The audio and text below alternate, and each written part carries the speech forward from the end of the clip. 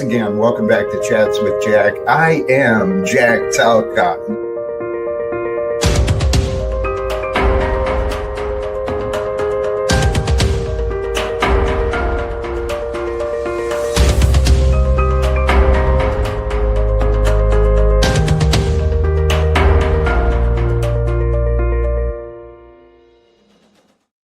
And greetings, blessings, salutations, and love. Once again, welcome back to Chats with Jack. I am Jack Talcott, and I am just filled with love and memories of ideas. I remember I had a lot of great ideas that I was excited to share with you earlier today. I was so convinced I was going to live stream like hours ago and just throw a wild card out there. And it's not even Talcott Tuesday. I remember thinking that. But here we are. I'm a little bit earlier than I scheduled. And to all of you who are able and willing to make your way through here and to share your greetings, your love, sincerely. This life we're living, man, what a crazy adventure. This crazy adventure that God's allowing us to live, right? Greetings and love, baby. I am here. I'm getting distracted by the chat, by the comments already. I've got so much I want to share. So let's start with the beginning. Things will be different than they have been. But there's going to be still a similar undertone and a similar ring to what has been here on Jack Talcott on this channel. So if you've been around a while, you'll already have an idea of what to expect, but start expecting the unexpected, because news can just happen like that. Things change, man. Praise God. So in the background of today, the topic today is how the day of our Lord is now. And in the background, the idea, let's rejoice, give thanks to the Lord. That which is behind and, within all of life. I know it is love. See, love requires no words. Love allows words to be found. It allows words to be known. It allows words to be shared. Without love, well, while love can take our words away, right, leave us breathless, and love can also cause us to stumble on our words, that's for sure. But to know the deepest love, the greatest love, to know God's love for yourself, listen for it, feel for it, hear God's love roar in the depth of silence. And spend time each day in meditation and prayer in silence within yourself. It's a great practice to develop. Because truly what I've found, it's true for me, it's true for all of us. Love and you have imagined you into becoming who you are. You didn't become who you are on your own. There was love that was always with you, either your love or the love of others, and it was always there to move you, whether you knew it or not. The same it was for me. It took me a long time to realize the connections to love and God. Throughout most of my life, both of those, they seemed so distant from me. I wouldn't have known them if I saw them. But that was back then, and I don't know if I'm making a lot of sense. But today, truly for myself, it's just been a day of blessings, one after another, and everything's coming together in ways that are better than I imagined. And so the topic of today is actually greatly inspired by, where did I put that? I swear I had it pulled up. excuse me, by this, oh, pardon me. A great part of my inspiration over yesterday and today is from this sermon found online, and the link is in the description again. It's the one I started playing yesterday, but I listened to it some more again today, and it's regarding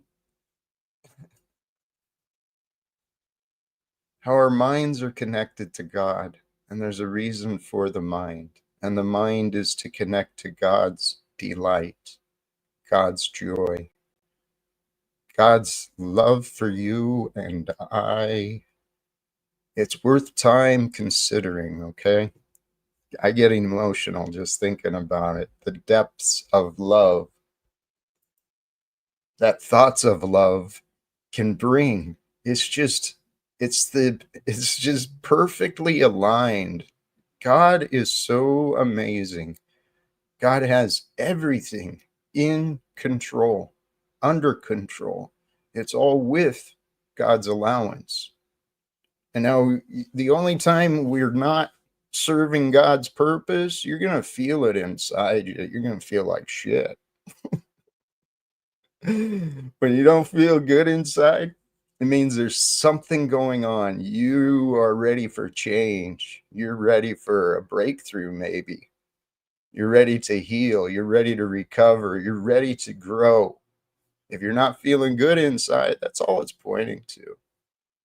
My experience, at least. Where are my notes today? All I wrote down was God's love and delight.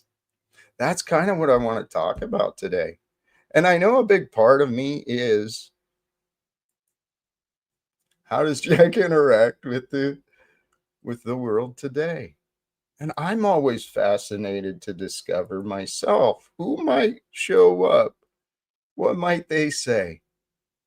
And yesterday, brothers and sisters, yesterday was an amazing day. I don't know what you saw, but what I saw online on my live stream and then the other live streams around, baby, there's some great things going on, I'm telling you. Where should I start? Where should I start? Hey, yes, thank you. That pastor guy, that young Pastor Michael, he is wholesome. He's such a great example of a young father, a young leader. He is. The curtains. Thank you for noticing. And yes, the curtains have brought about kind of a new era. And hello to Dominator. And you know what? We've got a guest here. I am so excited to see. And I want to bring up another young man who is a leader for God. Welcome, TJ Tells the Truth. Hey, Maybe good I to brought see you up you. too soon. Great to see you. You as Good to well, see. man. Yeah, absolutely. It's a blessing. How are you doing, by the way, Jack? Oh, brother, God has provided for me today through the blessings and gifting of others. Man, I ate well. I'm comfortable, and I got plans going on for the future. So, Amen. Can't complain. yeah, no, I don't want to complain anymore. Neither do I. It doesn't produce a good attitude, and that's the thing, right? God has been teaching me. I'm going through a trial and tribulation myself. The spiritual warfare is real, and it's really heavy. And the thing is, God is there with me, but at the same time, man, we need to be able to just be grateful for the lives that we have, right? We are given freedom. We are given free will. And it's like we're supposed to be doing good with it, right? It says we were created in Christ Jesus for good works. So that means supposed to be the salt and the light of the earth, which means we give the earth the flavor, right? Through God's glory, through his love, through his peace, through the joy, the kindness that we're supposed to bring, right? And that light is what people need to see. That's what brings about change. When people see you and they say, hey, You look completely different. You're so much more at peace now. What's your secret? And then you tell them why, that it's Jesus. That brings about change. I've witnessed it firsthand. I've seen it in Jack myself. So yeah, that's what I got to open up with. Brother, I love you. Yes, Love you yes, too. and all of that. um, dude, that you're joking, I'm sure. If anyone was reading off a teleprompter, no, brother, that is spirit.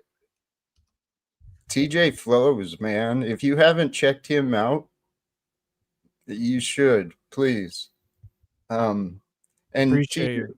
TJ, you do know, and many of the other mods, especially you though, you're welcome to share your link anytime, right? Um, you're one I encourage to check out because you have devoted yourself to scripture, to faith. You're being prepared for something greater. So the fact that you're facing trials and tribulations, okay, let's breathe, right? Yeah, Because exactly. Let's breathe. it's about all we can do, man. Is breathe through it with the knowing that God has prepared you for what you're facing. And once you cross this test, once you identify and the spirit guides you, right? And your spirit is guiding you through it. It's just finding that trust and the time and ability to listen, I think. Yeah, no, you're right about that, Jack. 100%. I think anybody that goes through attacks, it's because they're doing good work out there in the world, right? They're impacting the lives of others, right? They are bringing about true change, because change, it starts from the inside and goes out, right? You know, like what's that saying? We need to be the change that we want to see in the world, because if you don't start it first, who else is going to do it, right? Like, if you always have this mentality that someone else is just going to do it, well, then it never gets done. You know, you can't always count on that. And then that inspires others to want to do good too. You get what I mean? That's exactly what I've learned. And I've witnessed it. You know, a lot of us, we won't rise and shine until we see someone else doing it. And admittedly, I know I'm responsible for what I did not look at. I'm responsible for what I ignored. But I really didn't see any great examples of people from the Christian faith. Maybe I did, but I didn't know of their faith. I just saw a lot of poor examples, and I used those examples as reasons for me to stay away from God, right? Yeah, hypocrites. It actually states in the Bible that's one of the things that drives people away from the faith, is seeing hypocrisy in lukewarm faith, because there's no change in that. The power comes from Jesus, but here's the thing: you're the vessel, you're the clay, you're the jar that holds that light. And it's like, are you going to let that light shine and then give glory to God and, bring about that change? Or are you just going to say, you know what, I'm going to fill myself up with the stuff of the world? I'll scroll on TikTok some more. I'll watch some more YouTube. You know what I mean? We need to be out there having conversations like this with other people, bringing about true change in the world, right? Brother, it is happening. It is happening. Could we do more? Absolutely. But there's many who are already. And I was just considering, Yeah. TJ, I don't know your age, but you are younger than me quite a bit. I'm 34. Okay. Yeah, well, you're older than I actually thought. So Yeah, I look a little young. Yeah. you've been blessed. You've been blessed with youth and wisdom. Okay. So you're one of those who is dedicated and you're making a difference, right? And we are that. What you're saying, TJ, the Bible and the words you're offering, the words from the Bible are real. They are true. And my life showed me that. There's not a doubt in my mind Right. anymore about God. And I've imagined God's love, but I see all the evidence everywhere. God's love is so true. God's love for us is more true than any problems, any challenge, any battle. That's why we're here. Yeah. We're, I've come to this conclusion. It's very humbling and exciting and a little complicated as well, but we are here to win. Oh, at the end of the day, that's what happens. And the thing is, we're it's called the second rain, right? So God said he's going to pour his spirit out on the earth. And that's exactly what's happening right now. You're seeing tons of people coming to the truth, coming to the knowledge of Jesus, his ways, that there is a God, that he is a God that is loving, right? Yep. And that love, that's what brings about change, because it says love covers a multitude of sins in the Bible, that nothing is greater than love. So that's what we need to be doing, is we do need to be giving this love, and we are part of that plan. God's got a big plan, and we're part of it. That's what's great about being a Christian. That's what's great about being a follower of the Prince of Peace. It truly is. And we are here to inherit this world. So I believe the message of Jesus is you follow him and his ways. You love fiercely. You love the unlovable. You love with faith. And we claim our place as a child of God, becoming the men of peace, the women of peace, right? When we submit ourselves to the will of God, it means we are going to submit ourselves to love, Mm, right? That's what I, absolutely. well, and with this idea, this day, every single day, let it be the day of our Lord, because it's true. Every day we've been given has been given to us by our Lord, the Lord over our life. And if we want to truly be followers of Jesus, let's be like he is here ruling already, right? If we believe we are here to serve Jesus, his commandments were love one another like he did, right? Right. And we are. No, we are living it, and that's it, and that's exactly right. And that change people see in you, like I see change in you, I see growth in you, and not saying that you weren't, you know what I Oh, mean, as an right. insult, but you've grown, and that's what we're supposed to do. We're supposed to mature in our faith, and when you mature in your faith, the less of the world you want and the more of him you want, right? The ways of the world, if you're talking hate, violence, division, all those things, because the devil divides, God multiplies. Remember that. The devil divides and God multiplies. So the devil wants everyone split, wants at each other's throats, wants them focusing on problems that don't matter, instead of bringing love, peace, and joy, and all the fruits of the Spirit into this world, right? God's will into this world, which is not for us to destroy each other, but for us to be in harmony with one another, building his kingdom, preparing the kingdom for him to come and rule in. That's it. And we can all start now. And then if we stumble, we find ourselves feeling guilty or thinking thoughts that are going to lead us to shame. When we find ourselves doing those things, we stop. We interrupt ourselves. We become more willing to be like Jesus. It's really easy in this world today. Everyone's got excuses. Everyone finds excuses of why they can't do this, why they can't do that. Well, you know what? That's a slave mindset. Yeah. And to follow Jesus means to lead. means to walk your way with God, no matter what people say.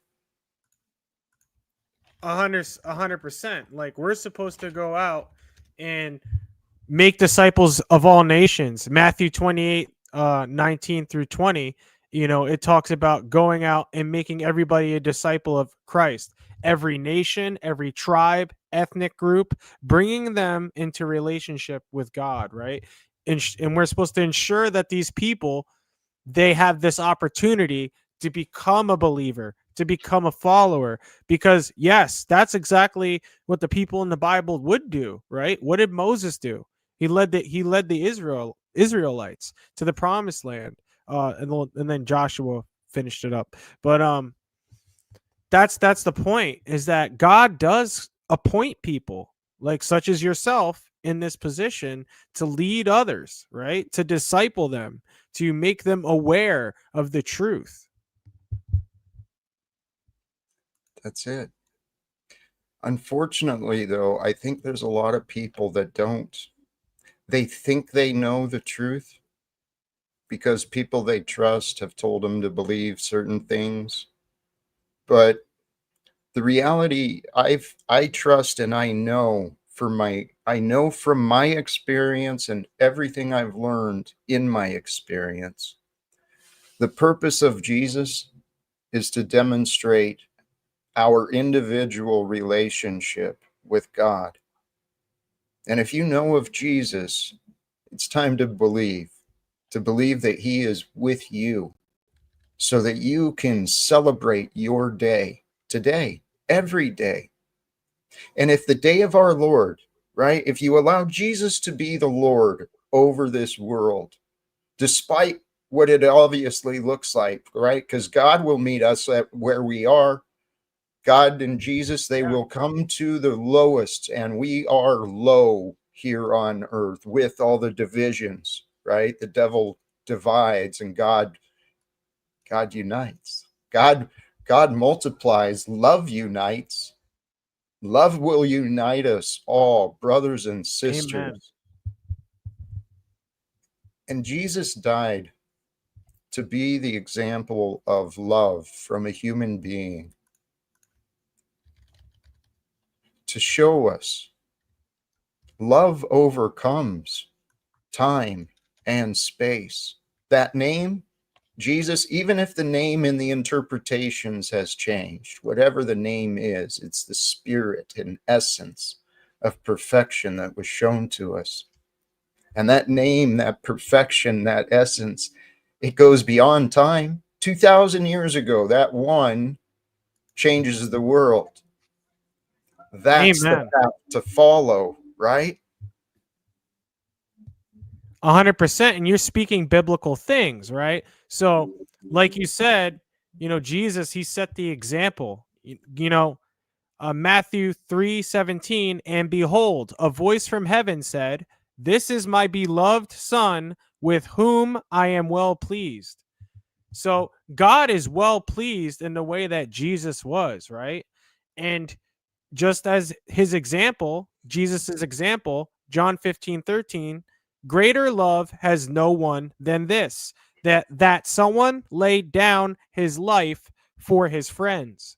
So his sacrifice at the cross was the greatest love that any person could give. So when we sacrifice our lives for someone else, when we give our lives to God and we say, God, do with my life what you need to do, you start to see multiplication.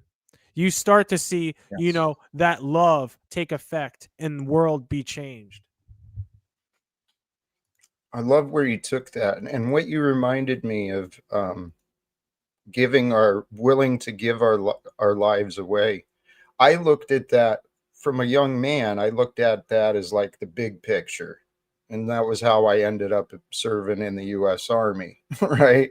Right. Um, it's it's a twist on what it's meant to be. But the more I started thinking about God, I realized it's not just the infinite scale, it's the infinite minutia. So moments of our lives can be given away in service of others, and that is your path. If Yeah. there's an opportunity to serve another and you can do so easily, don't deny it. That's as simple as that, right? No, exactly. You hit the nail on the head, right?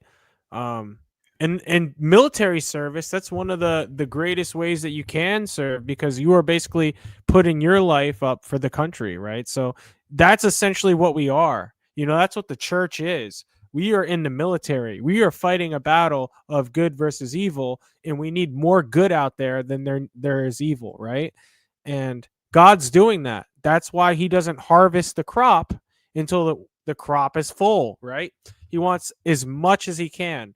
So there is a change that's going to happen. That's a good change. People are already doing it now. They're reading the Bible for the first time. They're seeking God for the first time. They're trying to change their ways and repent and live in a life that positively impacts their life and society, not just themselves. That's exactly what's happening. I'm growing in confidence that God is fulfilling prophecies with us, through us. Yes. And that means peace in the world, the day of judgment. Those of us who have faith, and if you are, if you're on your path, you've accepted the example of Jesus, you're following that, you're learning about God. If you're on that path, well, it's time. Let's start praying that God brings this day of judgment.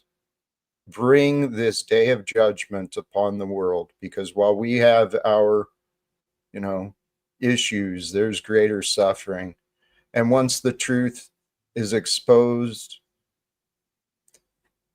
one thing that I'm critical of some of the churches and some of the interpretations from religions. I believe mankind, we've been taught to give the devil and darkness far too much power. If we truly have faith in God, the devil and darkness have no power. I'm trusting in that. I mean, you're speaking scripturally. Matthew 16:18. And I tell you, you are Peter, and on this rock I will build my church, and the gates of hell shall not prevail against it. Right? So the Satan's not going to prevail against what God has planned, right? Right. And he's not going to overcome the devil. And you're right about we've been giving good in this life to evil too much in this life power, right? Luke 10:19 says, behold, I have given you authority to tread on serpents and scorpions and over all the power of the enemy, and nothing shall hurt you. So God has given us authority through Jesus in order to fight darkness, right? We're not supposed to back up against darkness. We're supposed to fight it. And we're not supposed to give them all the power. Let these globalist people, try to control us and control the world. These people that have infiltrated the church, wolves in sheep's clothing, right? We're not supposed to allow those people to exist, and all the hate, all the division, that is all destroyed the moment that you introduce Jesus genuinely to those people's lives. Because once you do, they don't want to destroy each other. They want to pray for their enemy, and they want to turn the other cheek. Amen, brother. You, the things you just read, the first scripture you went to about the darkness, bringing it into your experience too. It makes sense. Those of us who feel this call that God has called and we're answering this call, we're here to serve the world. And we're going to go through quite a bit of refinement, right? Yeah. And as we overcome those challenges, we find our strength and our faith. That's my experience. So, brother, it's good to cross paths with you and to share. Absolutely, Jack. It's been a wonderful call. I'm gonna actually get off, but it's been a blessing to bump into you again on your stream. Glad you're back streaming, brother. God bless you, everyone Hey, in chat. Peace be with you, and I'll catch you later. Stay blessed, guys. hey, much love, sincerely, TJ. Holy cows. this, and again, for those who haven't checked him out, please do. He gives often Bible study, ministry, leadership. Uh, we are living at such an amazing time, brothers and sisters. Those of you who are here and with us with love, those of us who have found the call with Jesus, the call to love, the call to serve. I'm assuming there's part of you, part of that in you. Some of us have that part a little more than others, some have it less, but we've got this call to love fiercely, to love proudly, right? And to love those who don't really seem to have a lot of love around them. What TJ was talking about, part of the example that we can offer everyone is a good example of ourselves. Become the greatest version of you. Start it today. Start it right now. And invite in the greater spirit of you, the knowledge of everything that created you. Invite that to join you. And hey, holy cows, here is another true blessing. And I want to welcome back Rose. Hey, Jack. I'm in the car going over Lake Pontchartrain with Jason. How are you? I just got your voicemail. Blessings to you both. Thank you for joining. So what are we doing? You want to discuss that or anything else? I would love to discuss that. You should definitely pull the trigger on the thing. Everything is working out perfectly. And so everything you said in your message is a go. And then once it actually happens, we can give the good news to anyone who gives a shit. But I want to wait until everything works out first, because then it would be annoying if we teased it and then it was like, oh, that didn't happen. Exactly. Okay. But nobody cares anyway, probably. But Jack, I'm so excited, and I thank you so much for being such a great ally in this co-adventure. I'm honored and I'm excited. It's always fun. Oh, look at that. See? 5:30 tomorrow afternoon. What has the topic of conversation been so far during your show, and how long have you been live? Like for a half hour? Yeah, just a half hour. I started out with some of the inspirations I felt. And then we already had a young man, TJ Yao from TJ Tells the Truth, or Truthful TJ.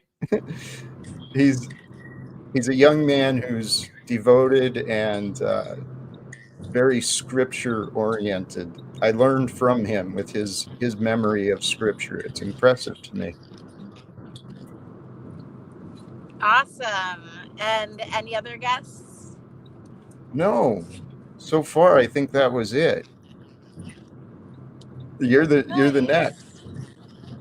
But well, I know that there are some really exciting things happening for you this week, and I'm happy that when that happens, we'll be together, and hopefully we can generate a very positive outcome for your goals, Jack. absolutely. We've got it. It's coming together. And maybe I won't mess with this while I'm trying to live stream. I'll come back to the other stuff. But it looks promising with exactly what I said. And I'll see you soon. All right, my friend. Have a wonderful show. We're on the bridge, so it's bad reception anyway. I'll talk to you soon. Hey, much love. Appreciate Bye. you, dude. All right. All right. Holy cows. Okay, so wonderful and wonderful timing. Everything is coming forth with me in such a perfect order. I want to welcome back King Stephen. How are you today, brother? Hello. Hey, Jack. Hey, brother. I just missed Rose. I was going to say hi to her, but I wasn't quick enough hopping on. But hello to Rose. I hope she has a good, safe travel, a good day today. I think she mentioned a lake or somewhere going to. That sounds like a great idea. They cross a lake uh, to get into New Orleans, and Oh, it's a okay. It's a big bridge, or I've yeah never been there. I've never been. Is it like miles or something? yeah. I think it's 14 or I think no 24 miles. I think it's a long Oh, ass bridge. oh, it's Yeah, that bridge. I've never yeah. been on a bridge that long before. I My hadn't goodness. either. I That's hadn't like either. wow, that's like traveling across some countries. I mean, that Right? many miles. That's an amazing bridge. Isn't it It amazing what humans can build though? That's what You I've know? been noticing too, man. It really is amazing. But so, wait, why did we start talking about the bridge? Oh, Rose's Rose, travels. She was just on. Rose Rose. was here, and Yeah, I was wishing her safe travels. I thought she was going to a lake because I think she mentioned some lake, but I yeah, guess she's on that long bridge, so yeah. it would take a while to get across that bridge. So, Yeah, I tell you what, I didn't realize, well, I went there and then I was looking at the map and seeing how far south I was right there on near the Gulf. And, um, it's, yeah, so I'd never been there either, but I've been to New Orleans twice this year already, and it looks like I'm going again soon. oh Things are wow, happening. Yeah, um, excellent. That's good news. it is. It is. It Thank seems you. to suit you, New Orleans. It I don't know if it's the air there or maybe Rose and Jason, but it seems to be like good medicine for Jack. You know what? Admittedly, not to give all the credit, but the energy of Rose and Jason and their hospitality, that's been like that's been really helpful. And Rose, if you've got the connection or if you're able, yeah, Lake Pontchartrain, I could Oh, pull it. Lake Pontchartrain. I've heard of it, and I think that is America's longest bridge across there. I think I've heard of that. Um, that is a long bridge, and It's it must pretty be cool. beautiful there. New Oh, Orleans is below sea level, isn't it? I As a think city, so. a lot of it. It's It's it's gorgeous though. yeah. Hey, we've got another guest I want to bring Oh, up. okay. I may we could pull that up too, but anyway, Frank, how are you today? What's going on, man? Doing well, Jack. Good to see you. I hope you're doing well as well. Oh, dude, totally. I'm growing in confidence, dude. Like God is with. Oh, that's right. I did other things today too. I just remembered some of the things I did today. Oh yeah, there's a lot going on and a lot A of day great. in the life of Jack. What else did you do today, Jack? Hello, Frankie. Good to see you. This is one of my old buddies, Frank Monday. Indeed, indeed. Good to see you as well, King Stephen. Hope you're doing well. Thank Yes. you. I actually got this guy hooked on the Panelverse.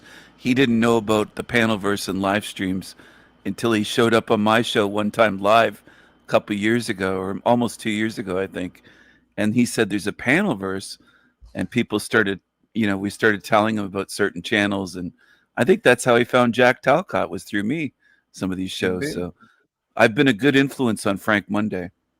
Yeah, that's a fact. King Stephen was my gate guard, first entry into the panel verse. Good stuff. Yeah. Here, sorry to bring it back to the bridge, but what Rose said, it feels like you're driving over the ocean. You can't see any land in any directions. It's like, That's amazing. wow. Yeah. It's amazing.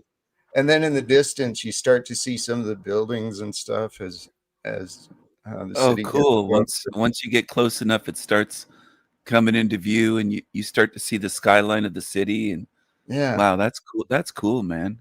it really is. Yeah.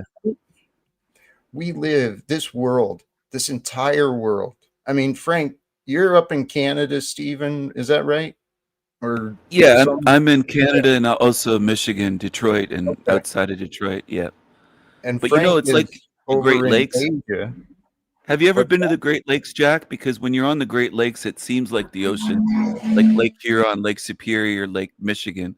They're so big that it's you can't see across, and if you're out on a boat miles away, it seems like the ocean. There's just water, and it's I used to like we had a cottage growing up, and we'd go out on the lake and go water skiing when there weren't waves, and go swimming miles out, and it's just beautiful. There are beautiful things in this realm, obviously. Would you agree, Frank? Does China have some? He's in China. Do you have some beautiful spots there? Yeah, absolutely. It's pretty coincidental that I was shuffling my tarot cards when I was watching, and I got the Six of Swords, which is a card of transition and moving across water, and it signals healing and emotional passage. And I thought this is, very appropriate for what's going on. That we're all going on a journey that's solemn and deliberate, but at the same time, we're gradually moving away from the suffering of the past and into better things. So it's a wonderful thing. That's beautiful, man. There's Yeah, man. Sorry, go ahead, Jack. well, yeah, there's signs and wonders going on everywhere. I'm curious, Frank, you're near city, urban, but have you explored and been able to see a lot of the areas? You've been there a while, I think, right? Oh yeah, I've been here a while. I've been here since '01, so like about 25 Wow. years now. You know, and I live in I think the second largest city in China, which is Beijing. It's the capital.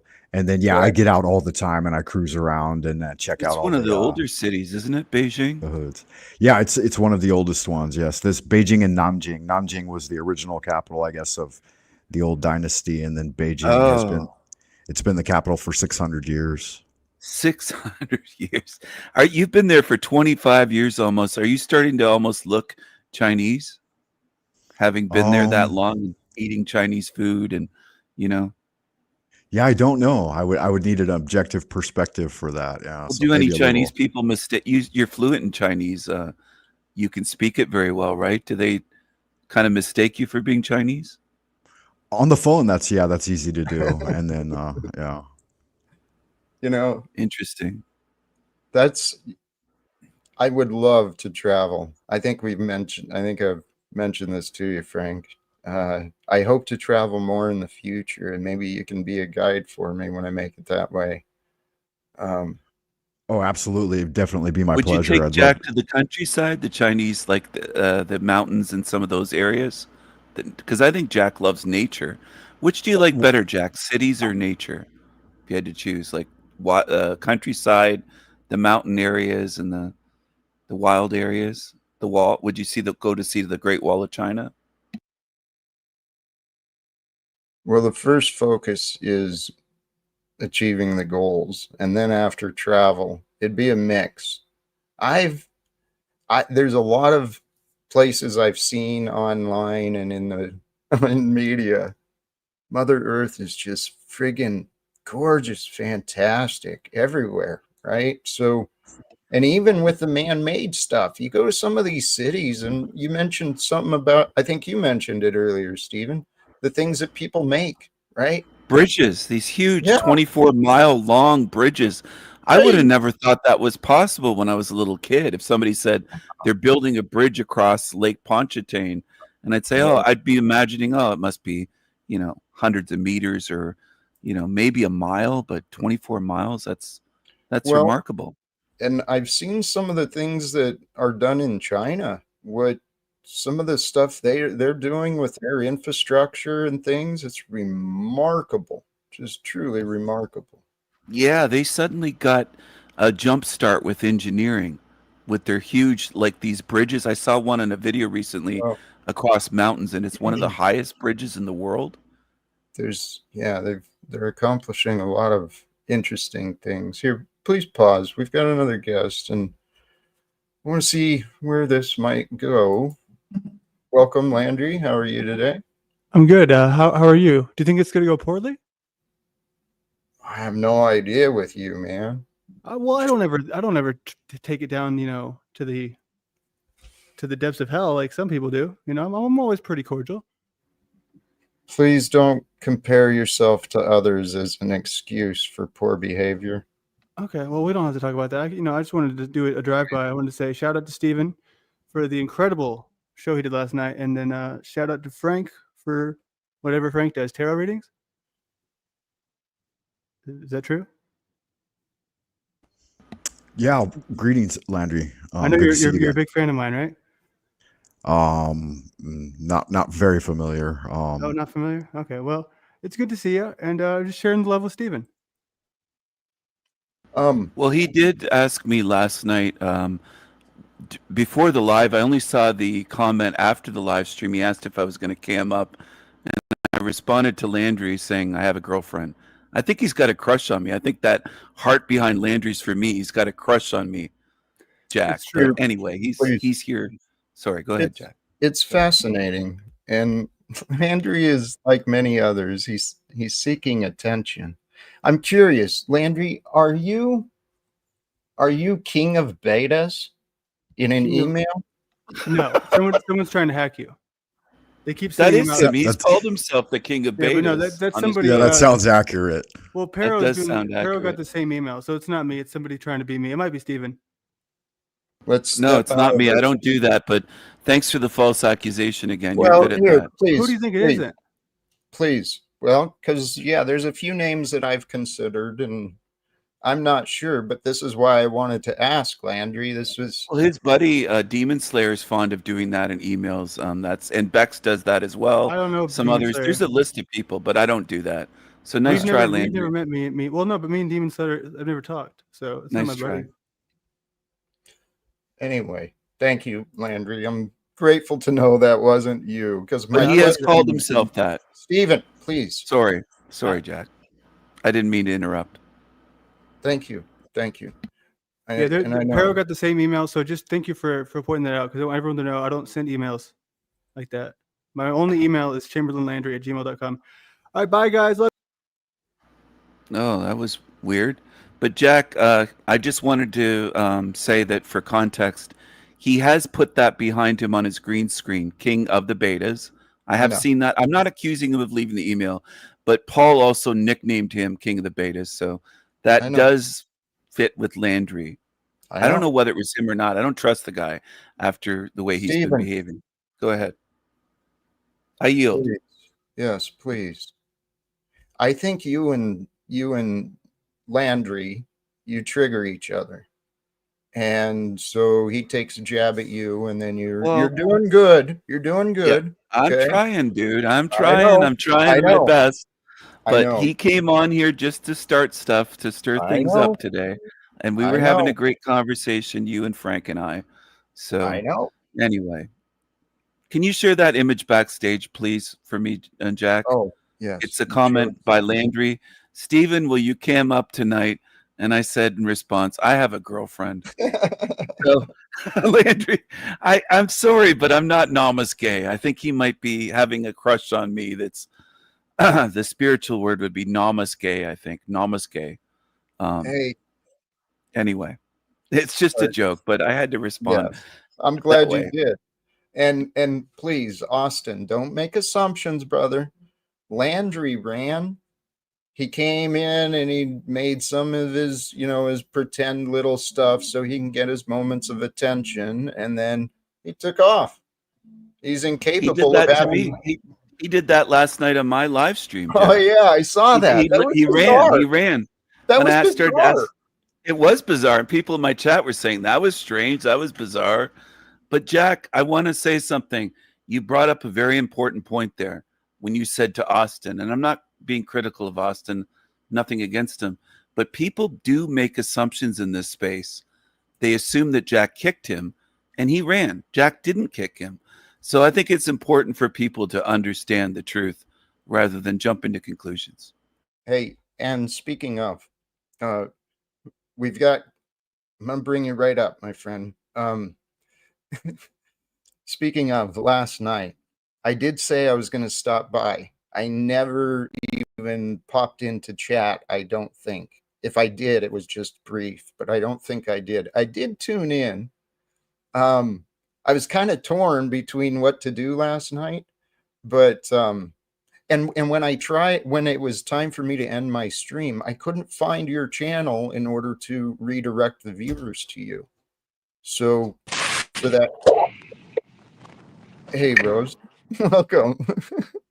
Hello. You brought me up when you were in the middle of a sentence, though. Don't you want to? I know.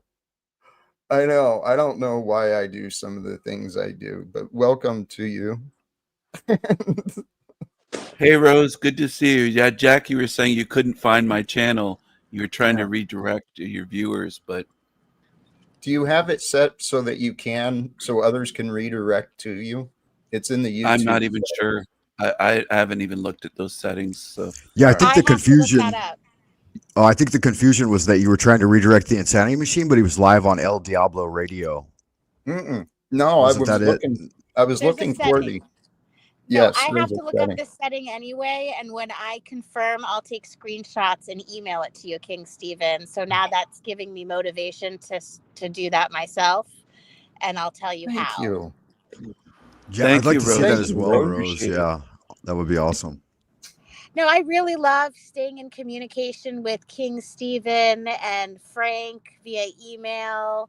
And there's a lot of really interesting minds in the panelverse. And I love conversation with people who want to do thought experiments and just be open and instead of screaming and yelling and acting psychotic. So I'm happy with this panel right now.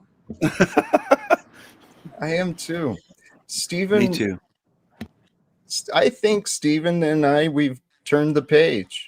We're going a different direction than what the past has been. And I'm excited for the future. Frank is I another agree. guy I like too. Sorry. Well, I Yeah, agree. we've all seen it play out in real time. Steven has turned over a new leaf. He's been putting his best foot forward and working hard to try to do well and balance the show out and have a good time here. So that's something that everyone appreciates, I believe.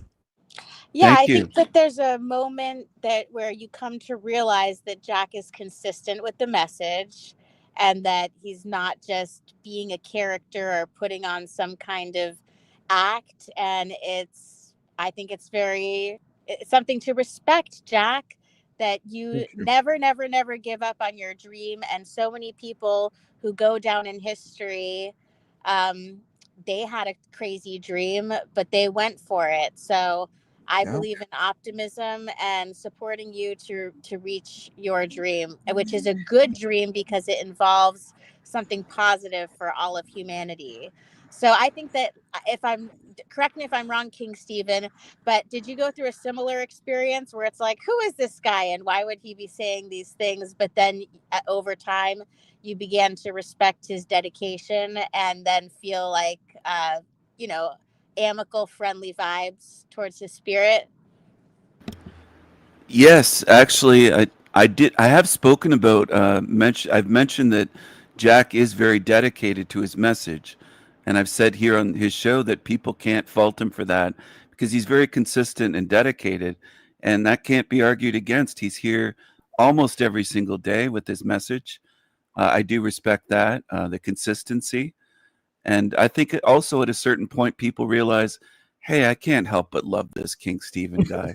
I mean, he's not as bad as people are saying.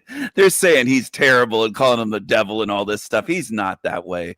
And people realize that that's all rumors. I think that's where we're similar. Hey, thank you so much. And something else about me, I'm loyal to the truth. And when I say I'm going to do something, I sure like to do what I say I'm going to do. I didn't make it to Stevens last night. I didn't get the audience rated over, but what I can do is do a little promotion here again, right? And so the link is there regarding the conversation last night. I thought what you received, I thought you treated him very hospitable, very polite. And I thought things were going okay. And then it's like he just disappeared. Yeah, it was surprising. I was very cordial and I was being gentle and polite with him, almost treating him with kid gloves in a way, trying to be extra nice, and I didn't want to offend him or upset him. Jack, if I would have seen you there, I would have brought you on and you could have done the hey Landry or the hey young Landry and maybe corrected him a little bit. But I was trying to be extra nice to Landry last night, and I Mhm. guess I don't know. He just got spooked, and he might have got upset and ran away, and he didn't say goodbye. He just kind of took off. So it was strange. I didn't expect it. You know what? I'm allowed to say this because I am an oddball, but Landry is an oddball. I don't know what kind of oddball. I don't have enough information gathered to describe it, but I haven't figured him out. But he's definitely an oddball. I think he has a crush on me, Rose. I really do because I saw that comment. He wanted me to cam up. He wanted to look at me, and I was thinking, why does he need to look at me unless he's got some kind of crush on me? But yeah, it was an interesting night though. It was a interesting talk. I think my viewers enjoyed it, and yeah, I can, after talking with Landry, I can see how he kind of clashed with Jack now that I had that much, because I've never spoken to him for that long till last night. So I can kind of imagine them clashing a little bit behind the scenes or in person. Landry's personality, I don't have him figured out. I don't quite understand him at this point. That which is says we are all odd in this panel verse, and I would say it's a prerequisite. So I will never disagree with that. Not gonna argue with you there. Oh, that's so funny. I just saw my Aunt Bonnie from Philadelphia just texted me to say happy Rosh Hashanah, which in the Jewish tradition is the new year, Jack. So happy new year. It's probably year 5000 something. Happy New Year, Mazel Tov. Mazel tov! That's another Mazel word. Tov. Yeah, that's interesting that the year coincides with the Chinese Yellow Emperor's calendar. It's around 5,647 or something by the Chinese calendar. Yeah, and the equinox, a day of balance. May everyone experience balance in their lives today, where it should be equal day and equal night. Although people should check their geographical location for the exact sunrise and sunset times, because it actually does depend on your geography, because a true equinox is 12 hours of day exactly. So if you look in your geographical location and the sunrise is not the same as the sunset, then one may argue that it's not a true equinox. But, the subjective, people say. Close Yeah, enough, that's true. right?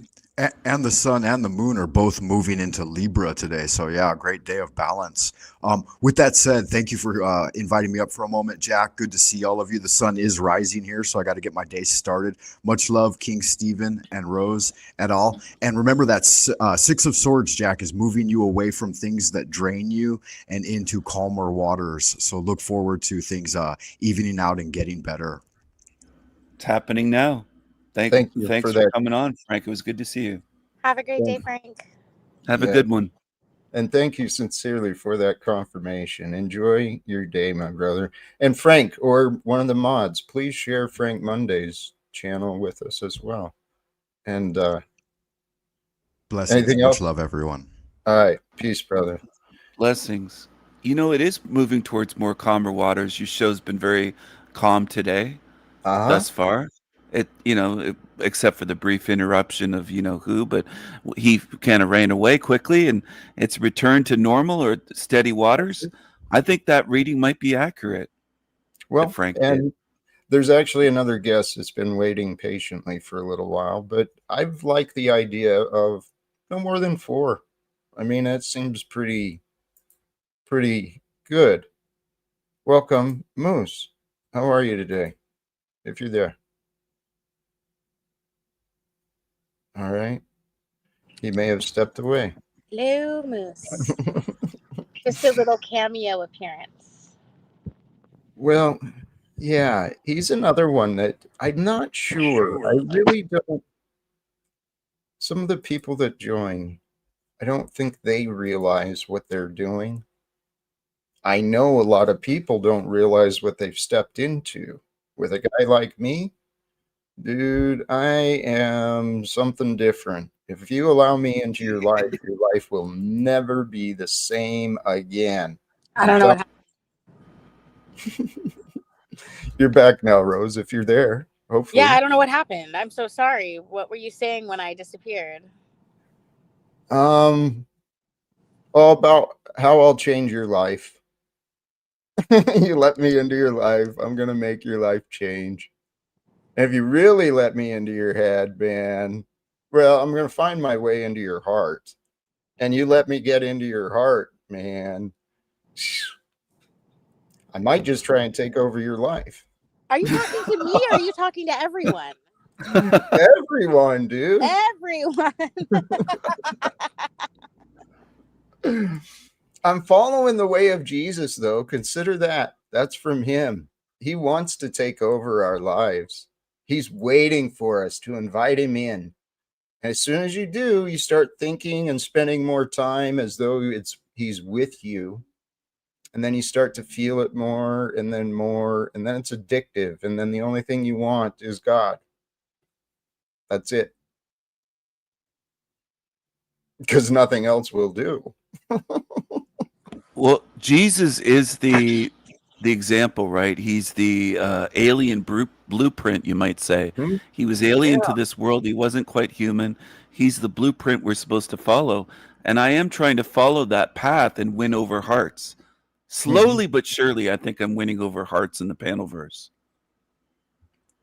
Stephen, I love that you said that, because that's what my plan is too. I look at the nature of things in order to understand them, right? The concept of things, and you just get the energy, the essence of it. And so the nature of love. Think about the essence of love. Love is persistent, it's powerful, but it's also gentle, right? It won't force, but it'll certainly invite. And love is like water, man. It's going to find a way. It'll seep right in and bring everything to a level, right? Be like love, be like water. Flow. Yes, like Bruce Lee said, be water, my friend. Be like water. It can flow and it can crash. But oh look, Namaste Away said, "Oh, Stephen, I love that you said that." See, I am winning over some hearts here in the chat I room. know. I I know. am. I But have then, openings in my harem, by the way. I but just had to then, put that out there. sorry. Go ahead. Go Yes, ahead, there's Jack. openings in your harem. I didn't mean to overspeak on that. And on this is a little jab at you, but it's kind of funny. Is King Stephen court ordered to be here every day? Is this part of Ohio's rehabilitation program? That's He thinks I'm in, hilarious. he thinks I'm in an asylum in Ohio. He thinks that I doxed myself one time in a live stream, I guess. But But wouldn't it be interesting in this digital age if somehow there was some kind of program that Jack could apply for so that people could come to the Panelverse as an alternative to the mandated 12-step meetings? Nothing against the 12-step programs. It just might be that some people might enjoy the torment of recovery more in Jack's space than AA. oh, Right. that's interesting. You know, Landry assumed that I was a drinker during my live stream last night. He thought I was drinking, and I said, "I'm not drinking. I don't drink alcohol." And he said, "Oh, I thought you are drinking whiskey and all this stuff." But maybe this is. I can't confirm nor deny that this is part of my community service here on the Jack Talcott Show. It might be. You It never might know. be. Um, that's funny. Well, Jack's whole life is community service. So it is a community It's service endeavor. it is. Exactly. There's actually a story similar to that from my past. There was a young man I was trying to help, and he was being prosecuted for resisting arrest and assaulting the police. when they tried to take him in. And my idea was to go and try and reason with the judge or with the prosecutor. I was willing to go into the court and vouch for him, and if they'd give me a chance, I'd see what I could do with him. Didn't work out though. I don't even know how it turned out for him. Wow. If I was in trouble, I would call Jack Talcott and say, "Can you vouch for me and my good, decent character?" And I would call some people here in the chat. I think they would stand behind me as well. I would Um, both of you. I would stand behind Jack as a cat sitter, especially. I would recommend you. I would, if you want to give me a reference and just say intermittent cat sitter, that is so true, and it says a lot about a human being. they're saying Adequate. I'm notorious for trolling. I'm sorry, but they're going off target here in the chat room. This is not trolling, everyone. This is turning over a new leaf and trying to be the best, most supportive co-host ever. And they're saying this is the biggest troll in YouTube history. No, it Okay, isn't. I'm not. let's address I'm it. not. Yeah. Okay. Let's address it. Okay. So one may argue, someone who's not trusting, that you're taking your time to earn back trust only to like drop a dramatic bomb at something in some way, or use it to your own advantage. But I don't feel that or see that at all. I also noticed that you've been so great with actually focusing on Jack's message during the show. So I'll pull a faux pas by even bringing it up, but it is for the purpose of addressing your intentions, which is what everyone in the chat was questioning. So you haven't mentioned about the things that you talk about on your show, which are very important to you, which is the idea of the hell realm. So how does your personal worldview, you just look at it as you got your channel, and then when you're at Jack's, you're supporting him. Are you starting to see ways that your worldview is kind of having overlaps with Jack? Or is it more of a, I'm going to agree to disagree, and it's simply about respecting the dedication? I would say it's a little bit of both at this point, but it's changing. It's growing. I'm evolving, but I do respect Jack's dedication, and I've always said that. I've always respected people that are dedicated to their message, to their mission, that sort of thing. But also, I like the positivity, and I'm trying to become more positive. So it is impacting me in that sense. I'm trying to become more positive as I'm here and supportive as a co-host, even if I don't agree. We'll never agree with 100%. Nobody does. Rose doesn't agree. I don't know. We're free to disagree. Jack's even respectful of some atheists that come here that are outright saying they're atheists. They don't believe in God, but they're still respectful. So I appreciate that as well. I appreciate Jack's forgiveness, his forgiving nature. There's a lot of good qualities here. And when I am here as the co-host, I try to be supportive, and I try to get the audience to focus on Jack's message. That's what I try to bring it back to. If I think they could learn from that. So I'm curious who Carl Lentz is. I can tell you, and I'm Please. so happy to be here on behalf of Bear Jew, who's mentioning him. He's someone, now this is just a very loose statement and a blanket word that has gone out of favor, but we'll just call it the freedom movement, because sovereign citizen has become loaded because there's so many people spreading misinformation. Let me tell you the interesting thing about Carl Lentz. This is what people were talking about around 2015, 2016. In a very specific scenario where Carl Lentz was giving advice to someone in a custody battle, it was the non-use of the word offspring and using the word property instead, which got the victory. So this can be triggering because people don't want to think about their children as property. But in this world of legalese, it was, the claim is that by not saying offspring and saying property instead is what made the correct parent gain custody and win this evil battle. Now, I'm just giving you one example. I'm not telling you what his whole spiel is. That's up to people to go up and look up his very long videos, because I'm obviously not going to be able to convey his whole thing, but I just gave you a tidbit. Is that satisfactory? That was beautiful. Interesting. Thank you, It- Rose. And So I think more has been filled in. That's where I recognize the name Yeah. more so was from Paul's. Welcome, Truther Cop. Yeah. To you Oh, as good well. to know they connected. Good to see you. Yeah, he came on there a few times earlier this year. Like, He's I don't even know how he OG. got in touch with him. Did they get along? Did Paul and Carl get along? Did they have Yeah, a no, productive dude. The one time conversation? Paul sat back and listened. Paul listened Well, what? for hours. I'm curious. This is important because if Paul is doing interviews, then that's an opportunity for him to talk to Crow and Jason, which he always wanted to do. But his problem was that Crow and Jason didn't want to show up to a panel. So did Carl agree to show up to a panel, or did Paul give Carl a one-on-one conversation?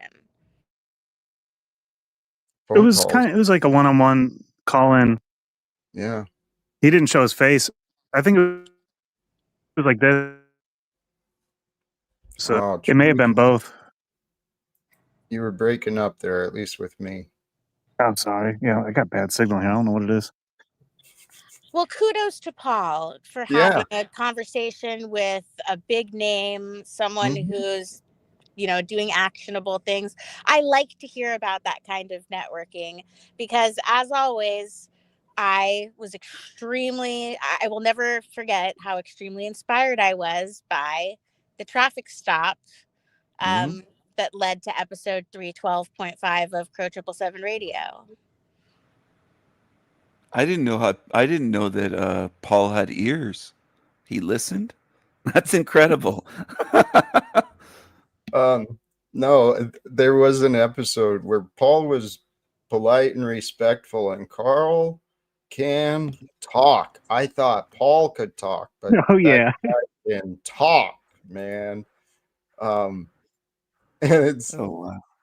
it is cool. I was really kind of glad to see what Paul got, the way things came together for him.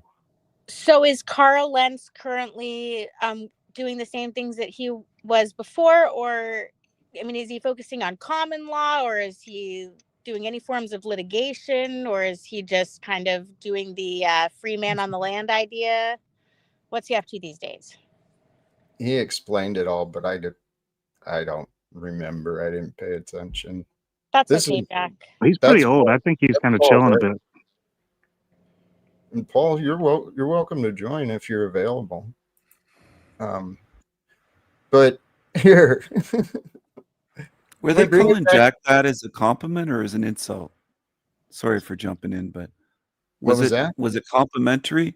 The people in the chat that were saying Jack is like Carl Lentz, or are they I don't know. complimenting him, or I is don't it know. a backhanded? I don't know. I don't know Carl That's- Lentz. Yeah, I know who they were talking about now, but yeah, but I don't know what it meant with my relevance. But anyway, my path is similar but different. I support the idea of the independence of the Sovset mind, or whatever label you want to give it. I'm all about people reclaiming their place, reclaiming their freedom, paying attention. And actually, this is maybe the path to do it. You go inside of your memory banks, your habits and your life. Where have you given your power away? Where can you reclaim yourself? I have an idea, but did I interrupt you? Was that a No, rhetorical please. question, or are you gonna? Perfect, please. Well, because Lentz was picked up, was mentioned. Kurt Kallenbach. I love what he does because it's like no paperwork whatsoever and no like status change or anything to claim like who you are. But what he does is as scientific evidence, he shows that it is the exact moment of fertilization. And there's a reason why I'm telling you about this. The moment of fertilization is the miracle that scientifically proves our connection to our godly origin. So we are the natural person connected to the divine and not the, all caps name. And so the way that he goes over that is very interesting. But he also calls the placenta the second coming. And so he has all of these different metaphors. But the interesting thing about Kurt Kallenbach is he did send a bunch of letters to the government, and there would seem to be, it could have been a coincidence, but it did seem like there was some kind of response. Anyway, in his opinion, if this is just his opinion, anytime that you hear Trump say the word inheritance, Kurt thinks it's because of him. Like he's like Trump now says the word inheritance when he's referring to anything like in the abortion topic or rights or identity. He thinks it's because of him. And so Jason makes a joke that Kurt has the ego of an 80s rock star. Bunch of characters out there. I love Kurt. I consider him a friend, but there was one letter that he wrote that I thought that was very profound and meaningful. I'll have to share it with you sometime and see if you agree. Am I putting people to sleep? No. No, Rose. I'm Well, you kidding. guys have I'm brought up. kidding. That was good information, Rose. I was just Yeah, it's teasing. definitely interesting. It is. I used to look at that stuff all the time, especially through Crow. But you guys brought up Lange earlier. After he disappeared from your panel, it came up on mine. He said it was an interesting engagement. He didn't seem to. It wasn't very eventful to him. And then he disappeared from mine as well without warning. It's interesting. Maybe he's trying to get a reputation for that. He's starting a pattern of suddenly exiting like he did earlier. Like it seems like he did that last night on Truth or Cop. Then he left Jack's very brashly, and people assumed he was kicked. He didn't. He just kind of left quickly. I don't know. Maybe it's attention seeking. I'm not sure. The young Landry is an interesting character. El Perro. I bet I can get Kurt Kallenbach up here right now. He is like one of my best friends. Like Bring him on, Rose. one time I was in my room. So let's go, Rose. Come on. And Jason walked in. Your audio disappeared, Rose. Hello. There you go. Thank you. Sorry. Okay. Yes. So the very moment that Jason walked in, once he heard Kurt saying, I love Crow and Jason, but I love talking to you so much more because you get it so much more than they do. Can you believe that happened? And then Jason said, hey, Kurt, how's it going? But it's Really? true. Oh my goodness. It's true though, because I took the time to study it and I'm transcribing all the episodes, and for Crow and Jason, the shows are just going out so fast and they're just interviewing people. But I'm the one that has my heart and I become friends with these people. And El Perro, if you love Kurt Kallenbach, then me and Kurt should do a stream too. But I'm on my phone. And so I wonder if I should leave and text Kurt and see if he wants to come on right now. But he's very difficult with StreamYard. And sometimes I've had to hold up my cell phone to my laptop. So do you want me to try, or does it sound like a little complicated and it would be better to plan? Let's let it happen organically. Let it be something I'd love to have, because in the past I'd be reluctant to have guests, but I'm committed to the change and I believe this is perfect timing. So yes, please, whatever you think is best. I trust you. Well, whenever it happens, whenever it's meant to happen, you just have to remember that, just like with Carl Lentz, because these aren't Panelverse people, they're people that are used to giving lectures. Yeah. And so they will monologue for a very, very long time, and you have to interrupt them if you don't want it to be a lecture, if you want it to be a Right. conversation. So that's like why I'm really sad that we never had Jordan Maxwell on the Crow 777 show, because we were like, all he does is lecture. It wouldn't have been a conversation. But now that he's gone, I wish I could have said that there was an episode. I'm going to go and just text Kurt, which means I have to leave here, and we'll see what happens. I'm just curious to see how he'll respond when I tell him how much I've been a groupieing for him on your panel. Oh, Rose. Holy cows. She's amazing. Someone someone said it. Jack is Rose's Forrest Gump. You know what? Yes. I am kind of a little Forrest Gumpy in some ways. My story is, and Rose, man, she's amazing.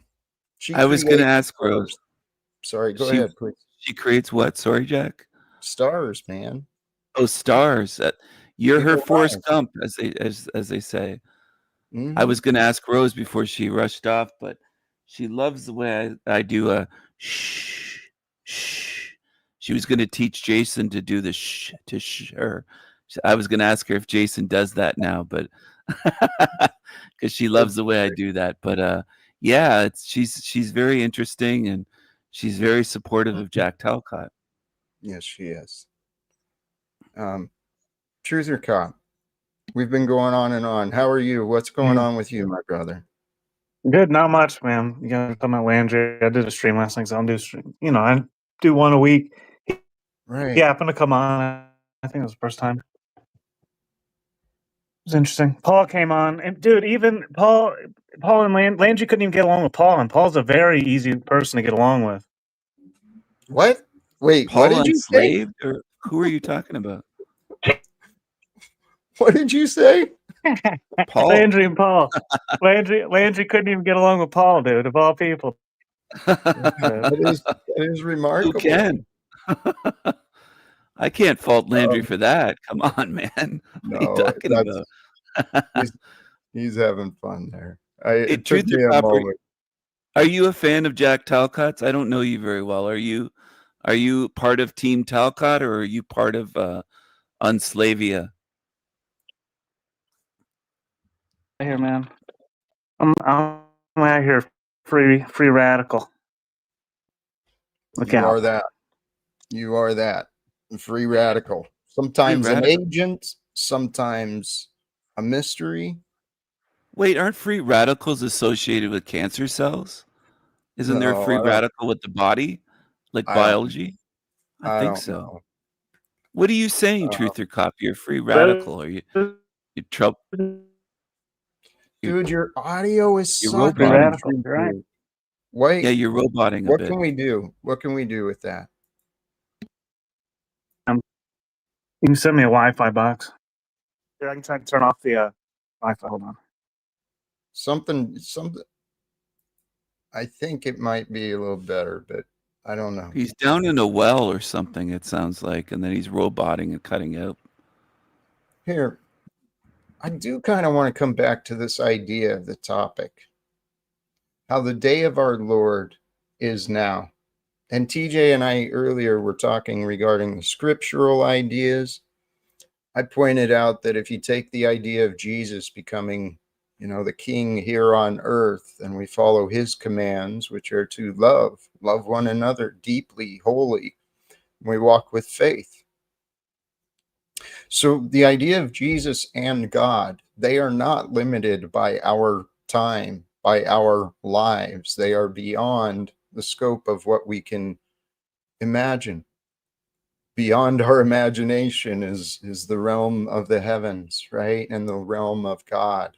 So if God is eternal, which it is, as it's written, God tells Moses, I am that I am. It is that it is, right? And so God is the truth. And the truth is here and now.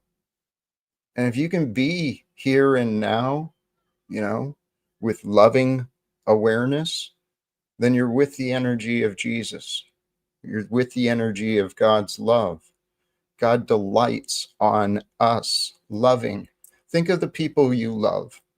Don't you just want to spoil them Don't you want to just overwhelm them with adoration and blessings? And you want to do and offer everything that will bring them joy. And when you people you love, they find joy, doesn't that feel good?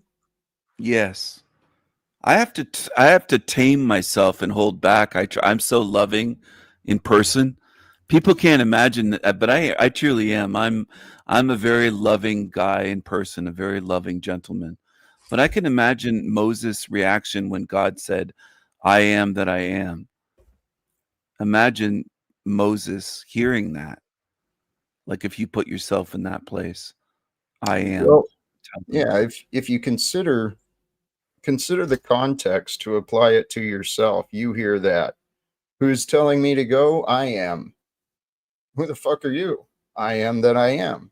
Okay, well, how do you argue against that? So Yeah, he had no argument. the entire message of Jesus and the Bible, it is to learn how to trust a Holy Spirit of you, an essence of you that is of divine grace, divine strength, because that's who we are. We're actually just thought forms that feel, right? We remember and we feel. So we're memories that feel things. And then we give language to things. Hey, that reminds me. But the thumbnail, the Tal quote from the thumbnail.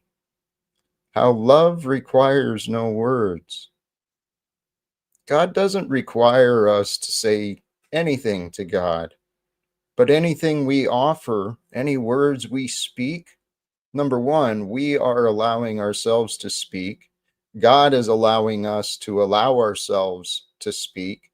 So any words we allow ourselves to speak, they should probably be truthful. They might want to make those words with the energies of love and compassion, because love and compassion and honesty, that's what creates a real world. You know what? The first thing that Adam did when God made him. I never hear this reminded of to us. He named the animals. So he gave Well, meaning to them, right? Even the bunnies? man names everything. Rose, welcome back. Any thoughts? Kurt did not answer my call, and I'm embarrassed because the last thing I texted him was begging him to vote for free for my friend Kelsey to win a stupid contest called America's Top Couple, hosted by an AI version of fucking Jeff Goldblum. I think it was AI. I don't even think it was the real Jeff Goldblum. And I knew that she was getting scammed, but I just left him a voicemail saying, I'm so sorry for sending you back then, but like I just promised her I would send it to anyone who might have a heart to vote for free. And I knew Kurt, if he didn't want to, he just wouldn't and hold it against me. But I want to at least, I put in the private chat, I made a playlist of our episodes with Kurt and a little spiel I wrote. If you want to share your screen and show people my Kurt Kallenbach playlist, it's totally free. And it has all of his information, including his websites and his books. It's right there in the private chat. You're amazing. And so I can share this link with in the comments too, right? In the chat. Yeah, you could put that in the chat and then people could read my little thing and then scroll down to all the links that they could hear from, like either the most recent. I think they should go to the beginning to episode 183. It was back in 2019 that I brought him onto the scene with 183, 188, and 195. And then since then, it's just been a whole bunch of random stuff. But there was another interesting story with Kurt where someone who was his student, they wrote on a document, does not the blood of Jesus pay for this? And I don't know what else they wrote on the piece of paper, but then they got like a charge dropped. Very interesting information. And when it comes to this stuff, I almost wonder if it's just a variable of like which human beings are in charge of which job and what the person's personality is like. And like what I'm basically saying is one person's method might not work for everyone. and it might require just a certain level of comprehension that nobody should deal with this stuff unless you're as crazy as Kurt. And confidence. Oh, here he Confidence is. plays a role as well. Here's El Perro. So yeah, I mean, any friend of Kurt is a friend of mine. So I'm happy you're here, El Perro, to say anything you have to say about that. Yeah, that's the only reason I came up. Otherwise, I'm being accused of tugging on Jack's pant legs. Because the thing here, well, you do. No, I don't think so. I'm only up here because I'm interested in seeing a interaction with Jack and Curtis Kallenbach, because Curtis Kallenbach is one of the first guys I ran into back in the day when I started fighting in the system.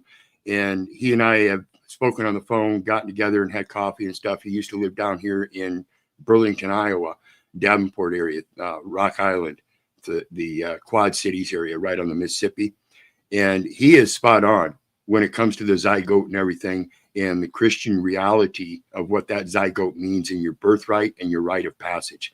So I urge you to have that interaction with Curtis Kallenbach, because if anybody can open your eyes, Jack, to this Christianity and this faith in God, it will be Curtis Kallenbach. Be blessed. Yes. Jack, you guys are right for each other, because Kurt is all about the philosophy of it and opening your mind. People always say, well, Kurt, what about this? What about this? Should I have a driver's license? Should I have a birth certificate? He's like, shut the fuck up. He is so funny. He's like, I don't care about any of that shit. And so, it's all about you knowing the truth, and just that knowing is going to guide you. The power of knowing. I'm all about that as well. Yeah. Rose, I have a couple questions for you though.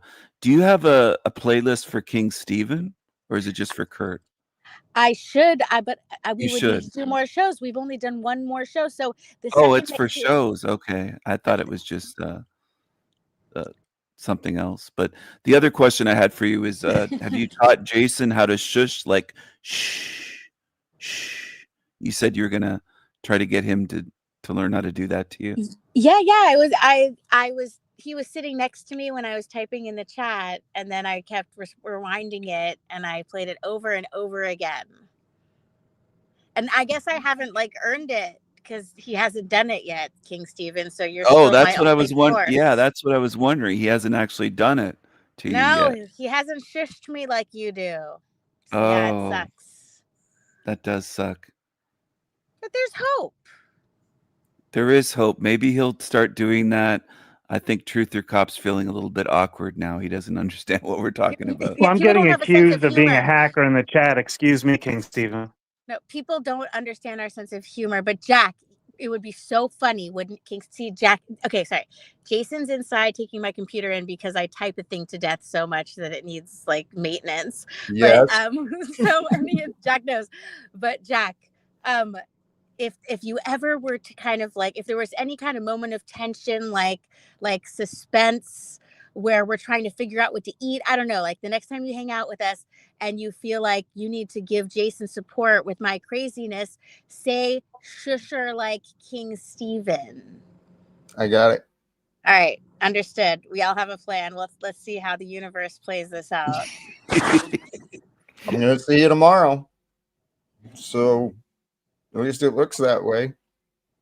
God willing. Yes, God willing. Oh, it's happening tomorrow. Here, please. I hope so. Two things. That Kurt sounds amazing. I'm going to explore the link a little more. I may have an idea who you're talking about, but I want to clearly know more. But also, yes, Truth or Cop, you're being interrogated as though you're a criminal. I can barely get my microphone to work, Jack. I know. Landry, what is wrong with Landry? Why are you asking irrelevant questions to the panel instead of relating to the topic we're trying to talk about? Freedom, we're talking about Jack's message. It really does seem like somehow you've become what you said you didn't want to become, and that Jack shouldn't allow people that are distracting Landry, I'm not. I can't. I'm on my cell phone, so unless Jack puts your comment on the screen, I won't know what you say. But are you on Jack's side or not? I'm confused. I think he's confused at the moment as well. He'll figure it out though. And when he does, there'll be no confusion. um, I saw Tommy, our friend Tommy, in the chat, but Tommy's not up here. Emilios, man. Hey, Emilios, man, what's up? What's up, Tommy? Tommy, Yeah, come up here, Tommy Salami. he's welcome to join. Nah, I'm he's too chicken shit. He can't even come up here to yell at me. all don't please. We know that he'll yell, but I'm funny too, and I tell Rose to shut the F up all the time. He is funny, and he does tell Rose, shut up, right? Shut up, Rose. Shut up, Rose. I rewatched his Conspiranati trailer earlier, the video that he made when I doxed him when he went missing. Oh my god, it's some funny shit. That's an interesting comment by Namaste Away. MMLA. Steven's other account is El Diablo. Does a virtuous person name themselves the devil? I don't think they have a clue what the story is behind El Diablo. He was the mascot for the Sanity Machine, a character I created, a cheeky little devil, handsome, cheeky little devil. People have these, they put malicious and nefarious intentions onto things that are funny and cartoon characters. He was the mascot for my channel. He came about because Christians were saying, how dare you ask any questions about Christianity? You're the devil, Stephen. They started that 3 years ago. So I made a devil, little devil, cheeky little devil, the mascot for my channel. But people put this darkness onto things and evil. They're in their imaginations, Jack. They're in their paranoia. And I think that's common in the panelverse. This is just one example, but this is what they do. Well, And then it spirals. Go ahead. yes, I'm sorry to interrupt, but it ties back to something we were talking about earlier. Some of the oddballs, some of the truly interesting characters that we found ourselves with. We are the outskirts. Okay. We are I think we are the outskirts and amongst the outcasts. Now, some are like me, where society just said, no, get the hell away from me. And then others are like, no, I need the hell away from society. But either way, we've crossed paths. And it makes perfect sense. That's the way God rolls, right? Yeah. God's going to It bring helps out to the have a sense of radical. humor. It helps to have a sense of humor. And I think a lot of people miss the humor, and they're just basically they're in their bias and they're just hateful, or maybe not hateful, but they're, oh, look at this. No Christian ever, you're a devil. Oh, Tommy, I'm come sorry, on. man. Yeah, Come on, Tommy. Tommy. You're a You're devil. a devil But for wait, asking questions. right. You're a devil for asking questions. That's that might be something that children are taught. Don't ask questions, right? How are you going to keep a child stupid? You tell them not to ask questions. And Tommy never did, I guess. He stayed that way. He listened when they said, "Don't ask questions, Tommy." He's still not. Tommy, you got to ask a few questions once in a while. It's human and healthy to ask questions about things and wonder about things. It doesn't make me a devil. You got to And get out of your anger and bitterness and resentment, please, Tommy. It would be so actually, much better, dude. You'd be so much happier. and Stephen and Tommy doesn't want to hear it from probably you or me. But seriously, Tom, if you find a way to forgive Rose, forgive me, forgive whoever else it is that you're so angry at, man, and then we can laugh, we can play, we can do a lot more than just gossip and complain. What do I lie about? All I do is compliment Tommy and talk about how brilliant and funny and amazing he is. And he just I gets know. he can't take my love and affection because I don't know, it could be a combination of the car accident and brain chemistry, and then like previous trauma where he just constantly has to be in this state of defense and feeling like he needs to always explain to others how to help them when he should just accept having friendship. Right. He's But this not is the ever going to get rid of you, Jack. Go ahead. Yeah, he's not going to get rid of me, and he's not going to change me. Excuse me. But I'm confident Tommy has influenced me, and I hope that Tommy can find good influences from me. Because if Tommy would learn how to, here's what I see. I know who I am, and I am trustworthy. I know I am very loyal. I know I'm very honest. And so for people who have, they've got memories of a lot of betrayal, people who have been hurt, and, they've learned how not to trust others. I'm actually a real easy lesson for people. They just got to get past their unwillingness to trust me. Yeah, so similar with me as well, Jack. I've tried to be a friend to Tommy, even on his channel. He called me garbage. He said, Steven, you're garbage. You're not coming on here ever again. He banned me. He didn't even give me a chance to speak. Tommy, you almost hurt my feelings. Almost. He didn't quite get there, but almost. He's a test for us because he is very lovable. Rose and I have talked about this. Here, Truther. Yeah. Thank you for your patience. I want to see how this goes. Cycle that Jew cyborg out. I want to talk to Truther Cop. Cycle the Jew cyborg liar out. Why? Because she ain't my friend. She's using my stuff as a chess piece. Fuck off. Cycle It's her not out. your I'm only going to channel, be a though, minute. Tommy. Tell You're you saying what. Right, but it is my stuff. visit. It is my visit. Tell you what. I'm going to try and appease you, Tommy. Well, yeah, you're gonna yeah, just like you do to your daddy. Everybody go to my public post. There's a link to a channel you don't watch called Tarek. But last night, after Jack spent God knows how long cupcaking with his daddy that he denies any other time, me and Tarek brought the old school season 1 daddy out. Isn't our best back and forth, but it does show Paul admitting that his appearance here yesterday was detrimental to his thing. Yeah, I know, confusing, right? Because Jack cuck stunned to him. Steven, point, Paul Tommy? actually came over to my panel last night after that and said that it was actually a good. He liked it. He's on his tour. I know, Truth Cop. I don't need Kermit right now. He's on his tour because he does the best alone without us. That's why he's shown up at every channel again to do the same classic. We're losers. We've never achieved anything. He's done everything. And yet, last night we had him in his confusion of why, when Flow State's saying Paul 1v1 me in a boxing ring online, and Paul's like, no, our lives must be put on the line. You must die for this. And nobody understands why. And I don't think he does. But Jack, that's your boy. That's your horse you're betting on. Stop with the I'm angry thing. I don't like you guys. I'm happy. I'm so happy. I'm so walking with my God that I look You sound happy. What are you fucking laughing about? You don't sound happy, dude.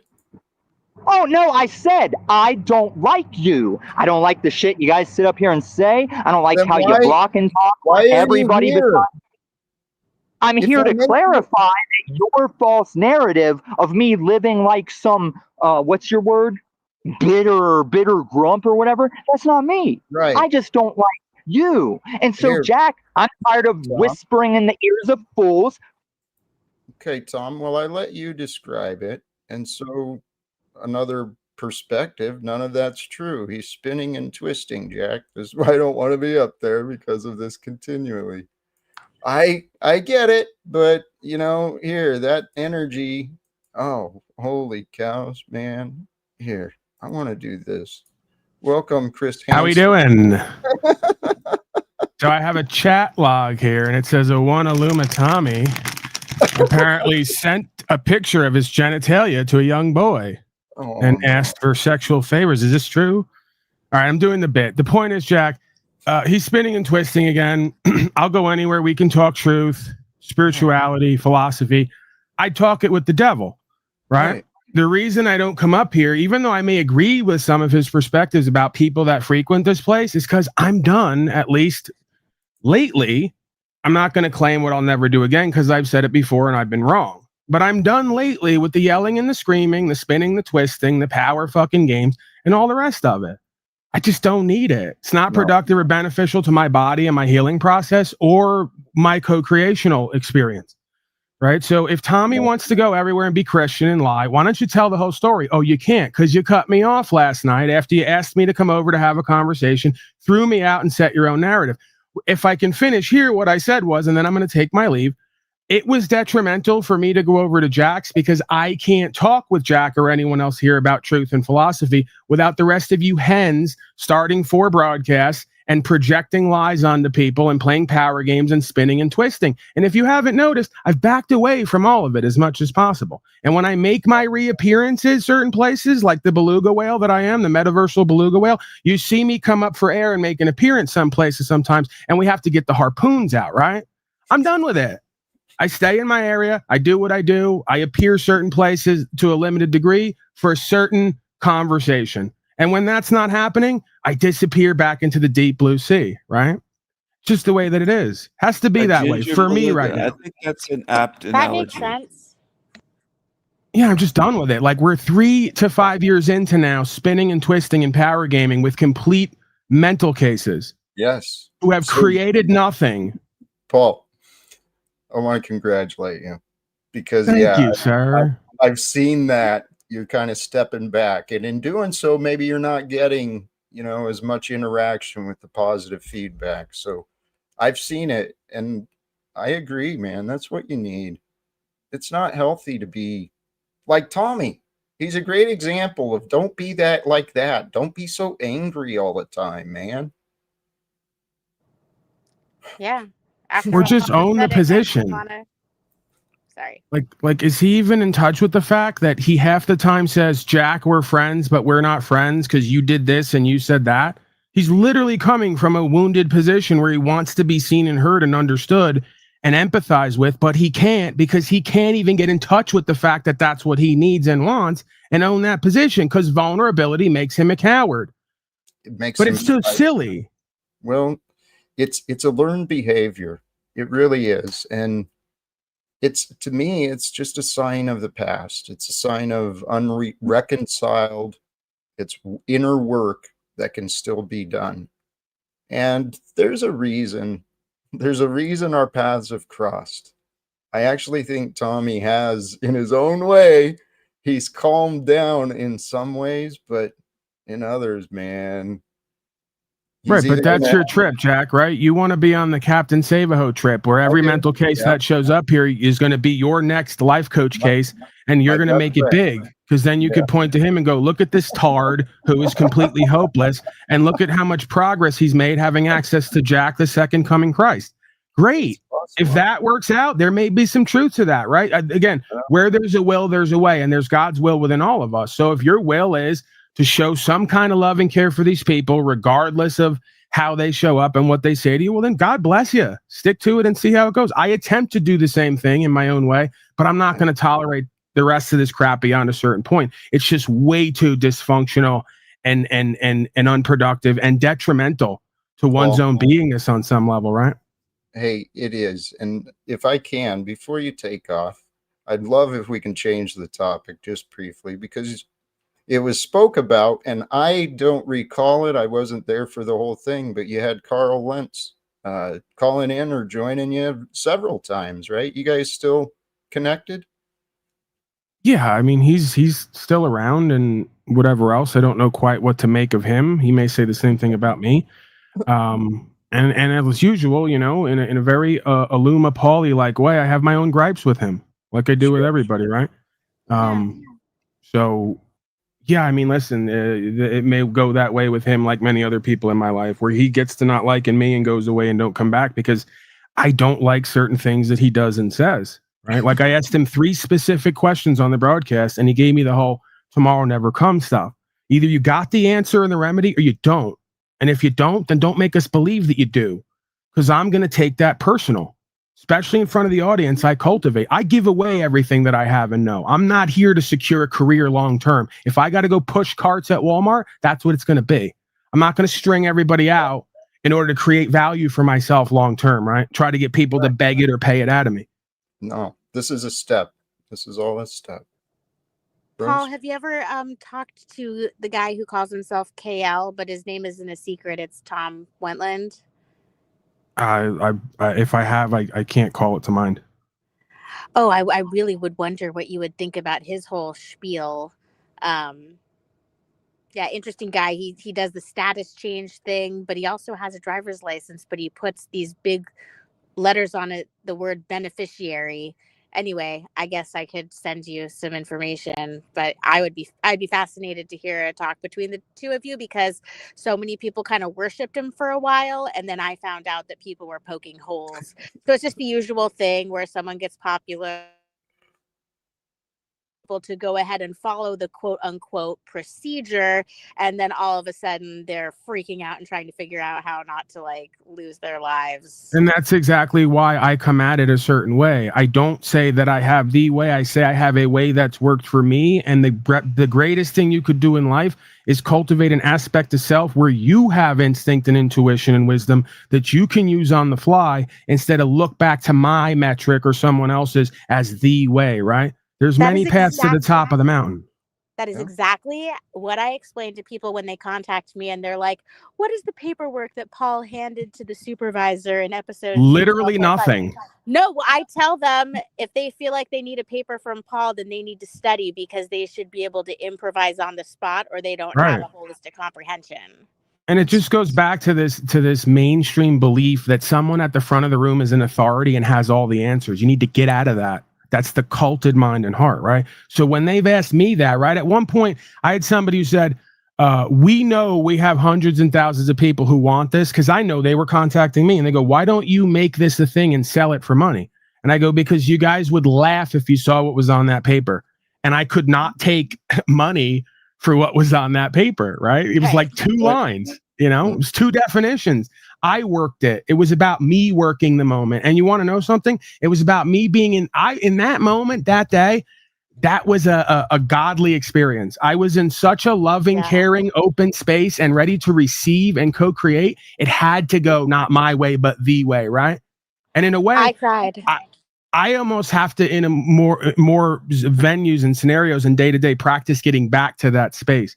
That's another reason why I've withdrawn myself from a lot of these people, places, and things, because I need to make a full circle return back to how and where I started all this, right? And the alignment I was in at one point that I got off the path of, This is another thing I would tell people when they'd ask me about you. I'd say, look, he's a special person, and it might not work for everyone, because he's able to have a one-on-one human connection from, all of his experiences and everything he's been through. And if you're looking for a way to always be successful, then you're mistaken yet again. Because let's say you were touched by the conversation he had with the cop and the supervisor, and then they still took him to jail. If that conversation touched you, you should still be wanting to learn about what he was saying, because he would have been taken erroneously. So people should be open to the idea that it might not work every time, and that you're still taking a risk, because you don't know what kind of human being you're going to be interacting with. So it does take a special kind of person to have the courage to interact with these people who have weapons on them, and we don't know who they are, what their story is. Well, that's the thing, right? This presumption that it always has to be about it working or us getting our result for the practice to be valuable, empowering, and inspiring, right? Oftentimes we may not get the results that we want right away. This is a long-term game. It doesn't mean we stop applying ourselves, right? Because the alternative is what we're seeing over and over again coming about, right? So essentially the universe is not giving us much option but to practice living free and living righteously and surrendering the rest, that God will take care of us, whatever that looks and feels like, right? That's just what I'm seeing. I love it. I'm so glad that we're reminiscing on that day, because it really was a life-changing experience to see that conversation.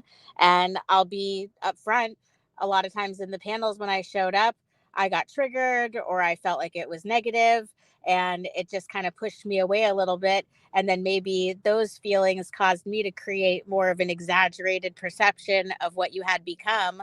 But with the way that you're talking right now, it just makes me want to interact with you and come to your channel more. So thanks, Paul. Yeah, I mean, it just, I think, boils down to me having different aspects of self. I think we all have that, right? And I think kind of what triggers me is when I see people show up with only the same aspects of themselves and never the rest. I start thinking they're not a real or a whole person, right? So that just may be my trip and my projection. I have to, I guess, work that out long term, because I do question myself on a lot of that stuff. I have to question myself in order to keep myself from being too arrogant or from just going along to get along, right? And being deceived, if that makes sense. Go ahead, Yeah. Jack. I'm feeling like you want to get in here. I do. Thank you sincerely, Paul. You are a man I admire, and many others do as well. I heard what you said. You kind of you're finding your own path and returning back to where you were, where it was right for you. That's what I heard of your words. And what I've been practicing, if I may, is just learning that right now is right for me. This is all I have to be, is right now. And as long as I can trust in me right now, then I know I'm going to carry me the right way forward. And you're doing that, man. Well, yeah, I Yeah, mean, we are. you know, and again, it's because folks will immediately go, it just became all about me and what I'm doing. Well, you asked me for that, right? I did. We did. Yeah. So, like, and again, I'm not taking offense to this, and it doesn't have to be like, oh, look at what I'm doing. But, you know, just for Rose and everybody else, I've been arrested 5 times since that video and gotten dismissals, right? So let's not do the, excuse me, 6 times. So let's not do the thing where Paulie Boy did a video once and it went viral and it was cute and cuddly. I've been arrested half a dozen times in 5 years, and I've gotten out of all that without signing papers, paying, or getting an attorney. So there is a powerful understanding here. I do believe we all need it, because I do believe you're not going to go your whole life in this system without ever going to court. And then at that point, to me, your whole life kind of boils down to who are you, what do you serve, and what are you going to stand on in a court in front of the world, essentially, right? What are you going to put on record? You know, so I think that there's a lot of power in that, right? True power. I wish I could get arrested like Paulie. Oh, no, you don't. Yes, I do. No. He's a freedom fighter, man. He's leading the way. Here, right? I'm telling you. I'm not fighting anything. I'm just not complying at certain times and places, and then it's chips are going to fall where they may, right? I just think that needs to be done. Yep. And it does. It takes all tapes. Wasn't it Thoreau that wrote something about the only place for a just man in an unjust society is in the jails? Something like that. Thoreau, Henry David, is it Thoreau? I thought that's who it was. Yeah. In the He's a jail. radical. Well, the idea is if your society is unjust, then a just man will violate the rules. They'll get themselves thrown in jail in order for change to happen. And I think that's what Paul's been doing. Many others.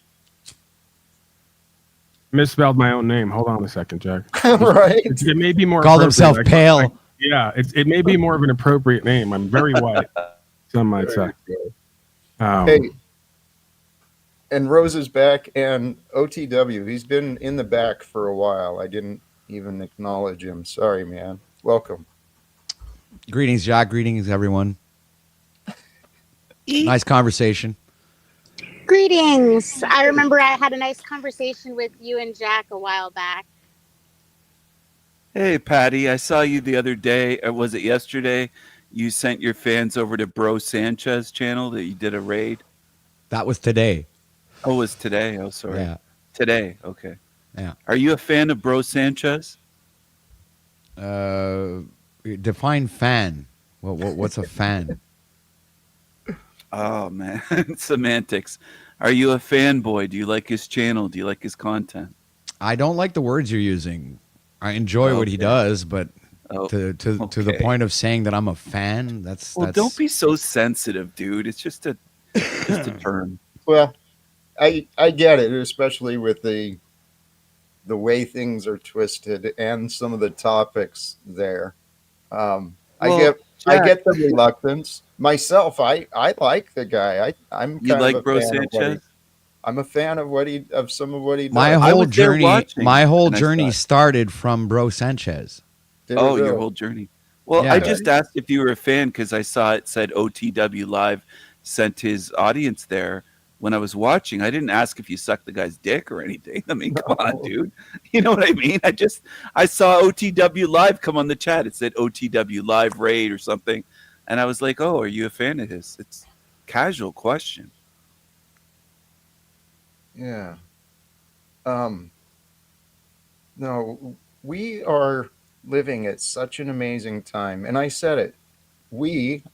I include myself in. There's others who are greater numbers. They've been doing it longer, but we are the radicals. We are the ones who have a different perspective on the day-to-day machinery that everyone is operating through. And it's going to take this outside perspective, a little bit of radical thinking to change this world. But I truly believe the world is changing. It is ready for it. Early in the stream, we started with scripture and some ideas about this shift that's happening. And the world is waking up. I tell you, the more you look into things, the more my experience was, the more I looked into reality, history, science, psychology, spirituality, the more I looked into everything, it all pointed me back to what Jesus was teaching, the message from the Is Bible. is Bro Sanchez on board with the Jesus message? I'm not too familiar with his channel. Would you talk to him? He's got a big audience, Jack. He's got about Oh, 150,000 subscribers. There's yeah. 500, 600 in his chat room earlier in his live stream. I do a voice impression of Bro Sanchez. We under heavy attack. Fool. Fool. Wow, Stephen, that's good, man. Wow, Thank you. Thanks, you've been Paulie. practicing, huh? No, I Look haven't at really you go. practiced that Hey, one. let's give him a big round of applause for Yeah. that. Oh, thank you. Thank you. Oh, I'm blushing. I'm blushing like a beluga. Beluga Polly. You should make one of those Bro Sanchez finger paints that you're famous for on your channel. You should finger paint finger them. paints? I don't do finger paintings, Polly, but you said you weren't into the drama and into the immature stuff. But No. Here you are doing it again. No. I'm what do you You're mean? showing that you're a liar, Don't be dude. silly. No, I'm Drama. Come on. complimenting you. I'm complimenting you. I'm playing to your strength. Come on, Zingy, Come on. Polly. Please, Come on. please. We all Come know on, we're Zingy. genuine and authentic here. Come on. Come on. Let's Yeah. Come on. we Yeah, come are on. hold on. Holy cows. I'm not sure if it was the energy or what. Did it attract? Because we've got another guest here that It has to be Uh-oh. snafu. It's snafu. changed his mind. Well, with Paul here, that was my first hesitation, because thank you, Paul, for how things are. Did Truther put himself out? What is going on here? There Tommy, you go, Jack. All you got to do is shut your fat, stupid, fucking bearded mouth and drop me in. Because I don't need your little power game intros. Oh, up next is the biggest cuck to ruin 2.5 families. He doesn't know how to shave or get a haircut, and he's completely hip and Oh. retarded. It's Jack Talcott. Now, I had to cut off because, you mod godded me and I have IRL stuff happening. I almost caught up with all this false narrative you guys try and spin about me. Oh, you see this guy? See this guy? Number one bullshit guy. Sure, lean into it. I've got the receipts. okay. You're so worried about keeping a record and making sure you're winning, and I'm not sure what you're exchanging, dude. You're offering bitterness and you keep getting fun. Yeah. Choose love, brothers. And Right. sisters. Yeah. Choose. we're all lovey-dovey up here right now. We all love each other. I mean, we're even loving King Stephen. I mean, hey, come on. That's progress. That is progress. Steven, please. No. Steven's a Um, nice boy. He's I think he harmless. loves me, Jack. To be fair, I think OTW has a crush on me because when he first saw my Possibly. face, he said, "That's Steven? Oh my God, that's Steven!" And it's like he had a heart on or something. It's like, Yeah, just Patrick, couldn't wait what to is get with my you? dick down What your is with- throat. You're No, you're what is absolutely right. with you? I think you're homo. You're homo. Yeah. Please. All right. Well, He's really, anything really- else on the Rights, Freedom, Principles Code created Right. front, or are we just gonna like do this like always? Because what- I'll just Yeah. That's Thank what I you. was hoping we could talk about, if possible, at least. Yes. I don't know if you heard when I was describing what I know about Carl Lentz, but the idea was that he used the word property in regard to the children in a custody battle. And people were saying that it was because he used the word property instead of offspring that they won that case. Would you agree with that statement? Or do you think that there was a variety of variables that may have led to that success, but people just kind of use that as a talking point to promote him? yeah. They always go OTW to is Paul's property. Wait, I can't hear Paul. yeah, Stephen. It's almost as if you don't want to talk the facts or truth, and you have some issue with me that you want to. I don't know. It's weird. We're gonna please. I think that the biggest thing that everyone neglects, they always go to the piece on the board, is the conviction to play the piece, right? Like to play that next move. You got to have the conviction to play that next move. I think that goes a long way in life, right? In any courting scenario. What do women say in a courting scenario? We love a man with confidence. Well, so does the court magistrate, right? They love a man with confidence who steps forward and says, you know what? I understand that you guys are here to regulate either some forms of property or commercial activities. Well, this property is not a form of property you have a delegation of authority over, and this isn't a commercial interaction, right? So you have no ability to regulate this interaction or transaction. So I think the more you stand on your square and have the conviction to come forward with the truth, the more they respect Tare, right? The more they respect. They take a second look at you and they say, let's get out of this guy's way. Let's give him what he wants and what he needs. Because we got 95% of other slaves who are going to laugh and giggle and keep their head down and act guilty and just go along to get along, right? Yeah, okay, amazing. So since over the past 5 years, as of now, you've been able to use your voice. You show up, you speak as a man, and you've never had to resort to like filling out a motion No. or that's amazing. There are very few people like you, Paul. So I would just say from, try to take it easy on people. If they act like they are genuinely trying to get to a good place of comprehension, I would try to be as supportive as possible because we do need more people like that who are quick and able to speak. Some people come to me and they say, I could never be like a Paul or like an Alphonse Fagiello, for example. And it's like, yeah, that's true. Not everyone is exactly the same, but we can all strive to be the best that we can be and represent these core principles in the way that we can. Like for example, Paul, would you judge me if I never, did something that would, and the reason I didn't do it was because I don't want to be thrown in jail because of my physical issues. Am I supposed to risk like I don't extreme need to. First of all, I don't mean to interrupt you, but I can't judge anyone. I can discern whether I respect them or trust them or value their walk or not, but I'm not God. God's going to judge all of us for continuing to co-create and comply with a system of death and deception. Okay, Well, so what is it we can't understand about that? The only reason All I of brought us. that up. The only reason I brought that up is because Brian O'Shea, when I showed up in his chat, yelled at me and was saying I was like I'm not responsible for Brian O'Shea. I'm not his keeper. He's not my son. He's 30 years old. He's 20 years older than me, right? Okay, so, okay, I mean, because he gets mad at me as if I'm doing something wrong and it has to do with you. So now we realize no, that he you are just not has Brian. a similar perspective I do, that we're all being judged by God and we're all going into hell on earth here and we're all being collectively slaved and genocided. So, like, are we supposed to respect and value other people who go along to get along with this and then want to profiteer and not take a stand? That is, in and of the beast system matrix. It doesn't get any more synagogue of Shaitan than that. Okay, I think that Brian is definitely a little bit more like he's got more issues than you do, like mentally. So it's a little bit more easy to communicate with I you wouldn't than be so sure of that. it's I wouldn't be easier. so sure of that. I may just be aware of what to do and when, and sometimes not even hold to that, right? It's You know? easier to communicate with you. Now I realize that I was getting information from the wrong source. Here, there's a lot going on with this. I want to swing back to something Paul said about moving with confidence. The thought that came up, that's what the universe rewards. And if you consider it, God might reward those who move forward with confidence. It's an action of faith.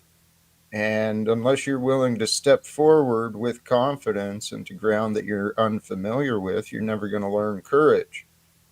And Paul does a good job of demonstrating courage and confidence. But what I think Paul realizes is it comes from the truth, right? And I think some of the viewers, they're not sure. People think that it might be, well, a lot of it is Paul, his stubbornness and determination too. But It's some of that. I was born that way, but the bigger part of it, I think, is the passion I've developed for the truth, because I know it's the only thing that could set us free. Everything else here is a deterrent, a dysfunction, or a deception, you could argue, right? And we've seen that over and over again. So to me, it just becomes a crystallization of this is all there is, right? If we go back to the story of Jesus, essentially the story of Jesus was to live and love and care and also be free, right? Because the one goes hand in hand. We can't truly love without true freedom. We can't be truly free without true care or true love. They go hand in hand. In a relationship, at the courtroom, in life, as a nation, it is what it is. So we have to love our country and the truth more than we love our life and our things in order to be what we're meant to be, to secure those things we say we like and want. We got to do what's needed. Yeah. Sorry to interrupt, but yes, we do. No, you're great at it. So am I. I mean, yeah, don't do it for free either if you're good at it. The things you were saying, when I started understanding natural law, and one of that part of my influences was that 9-hour or week-long class that Mark Passio did. But once I started understanding natural law, I'm like, well, that's what Jesus did. And so then my idea a long time ago was I wanted to take what I was learning from the truth community and get it into the churches, so that and then also kind of try and bring some of what I was learning in the churches into the truth community, because they're pointing in the same direction. Yeah, they're mechanisms for the same practice, whether these folks seem to know it or not, right? We come to the, like I said, the realization and the crystallization that this stuff is all supposed to merge at some point into a one truth, one life, one way. And it's right there. You know, if you look at it and follow the thread, it is right there. And oddly enough, it's the one thing most of them are missing. And it's the one thing most of them won't talk about. And if you go there and talk about it, they'll call you a heretic on either side, right? That's the game here that God has us playing. Yes. And there's that risk. But you know what? We get called fucking names if we do anything or not. We get people judging us and, reacting to us whether we do anything or not. So, Paul, we're all in. We're all in. So let's focus. I encourage you. Beyond all the problems, we are that solution. And if we unite with more like us, dude, this world's going to change like that. Because you get a few radicals in front of Donald Trump and help him understand this way, the economic and the government corruption, if he claims he wants to do something about it. And I do think, Paul, he'd be radical enough to speak to two guys like us. Again, call me an 80s rock star wannabe with a huge ego, but I already believe that what I and others are doing on the ground is reaching the top of the bottom. They are getting informed. It's why they're doing so many psyops and why they're going to push. It's not specifically why. This is a 1,000-year plan, you could argue, that Shaitan, Lucifer, is inhabiting people to bring about. But they're getting notified. They're being notified that there's a few hundred or a few thousand or a few 100,000 people on the ground who are not complying anymore. And they're asking questions. and they're going to do what they want to do. And when you show up, they're going to say, well, give me the charges and we'll go to court, right? This is unprecedented, right? But again, while I say it's unprecedented in our time, in our generation, we're right back to square one. We as things change, they stay the same, right? So we are doing revolution in a way, a complete circle, light age, dark age cycle. And hopefully this time, faithfully, we have resolution, right? Through the word, because that's the only way we're going to have resolution. If not, it's going to go to violent civil Cold War. We're already, or hot war. We're already in a cold civil war between the left and the right, people who are for freedom and rights. And there's a paltry few compared to the ones who want statism and fascism, and collectivism. But, nonetheless, it's underway. I can't deny that. Well, I'm of the belief that, well, the new kingdom, the one of prophecy, the one of peace, it's already here. It's up to us to start to claim it. Sorry, I got distracted with Burning Tongue. I don't know who you are, but you've clearly been wanting my attention. You don't appreciate the retarded Jack life advice? he's trying to give retarded Jack some perspective. Oh, it has nothing to do with uniting or talking to Trump. It is simply daily action, retarded Jack. and then, I mean, he's not wrong, but I don't think the retarded Jack is going to help in this. I'm just thinking. I'm guessing. It's not going to inspire Jack to make a change. And here, Jack still wants to be the leader. Yes, until a better leader arises, I'm willing to step in and lead. I can handle that others are way ahead of the game, but what I want to do is I want to take those people who have already risen to greater platforms and greater numbers and maybe even greater achievement, and I want to join with that, right? We join together so that those people who've been in this a long time, they get a little bit of fresh energy to what they're doing. A lot of people. Right. I think the point he's making, our point of a contention is like when you say us, radicals like us, and then I will have to go to, well, Jack, where are you not complying and cooperating, and how are you pushing back on the system, right? That's always going to be the point of contention. It doesn't have to be a contentious point, but the point of accountability, responsibility, right? But again, I'm not going to take up that position. It's not for me to do. I'm not going to focus on that. I'm just going to do what I'm doing and contribute where I can. And if not, step back and let you be you, right? Because it's just better for all of us, it seems. The debate, the argument, the questioning, the resistance point doesn't seem like it's wanted from you. So why do I need to give it? No, I mean, everyone can do what they want, but I appreciate that. I agree. I'm just trying to be, because you get what I'm saying. I could be loving and caring, quote unquote, and peaceful and balanced and centered, but I can't deny what my experience shows, right? And if there's more for me to learn there, I'm all ears, right? I'm open-minded and open-hearted, but I can't deny that for the sake of going along to get along. I wouldn't be me, and I wouldn't be able to do what I do the way I do it, right? I gotta hit the head. Give me a second. I'm listening. Yeah. I absolutely respect what you're saying, and yes, you cannot deny your own experience and what you've learned. I would not ask of that. Okay. As a matter of fact, I think this is where we can each learn from each other, because you've had firsthand experiences in places that I've only heard about, but that firsthand experience helps fill in details for me. And similar to me, I've had other experiences, but I trust that we are part of this plan that's so much greater than us. And those on the side of freedom and righteousness and love, that's the right side to be on. So we're not going to lose. We might suffer a little bit. We might go through some pain and some hardships, but you start committing yourself to greater things than just you. That's when you start living. You haven't started living until you found a purpose to die for. I thought I did as a kid, but I was lying to myself. I was just fucking miserable wanting to die. Well, I mean, Jack, when you look at the Pokey Wokey story, right? The Jabby Wabby, right? I find that is kind of like a unit of measurement when it comes to trying to figure out who and what you can trust or not, right? I'm gonna have to be honest to say that I use that as a unit of measurement, right?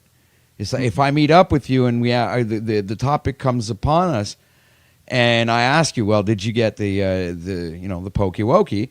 And let's say you say yes, well then I can continue having the conversation with you, but I know that you're not in the same camp as I am, right?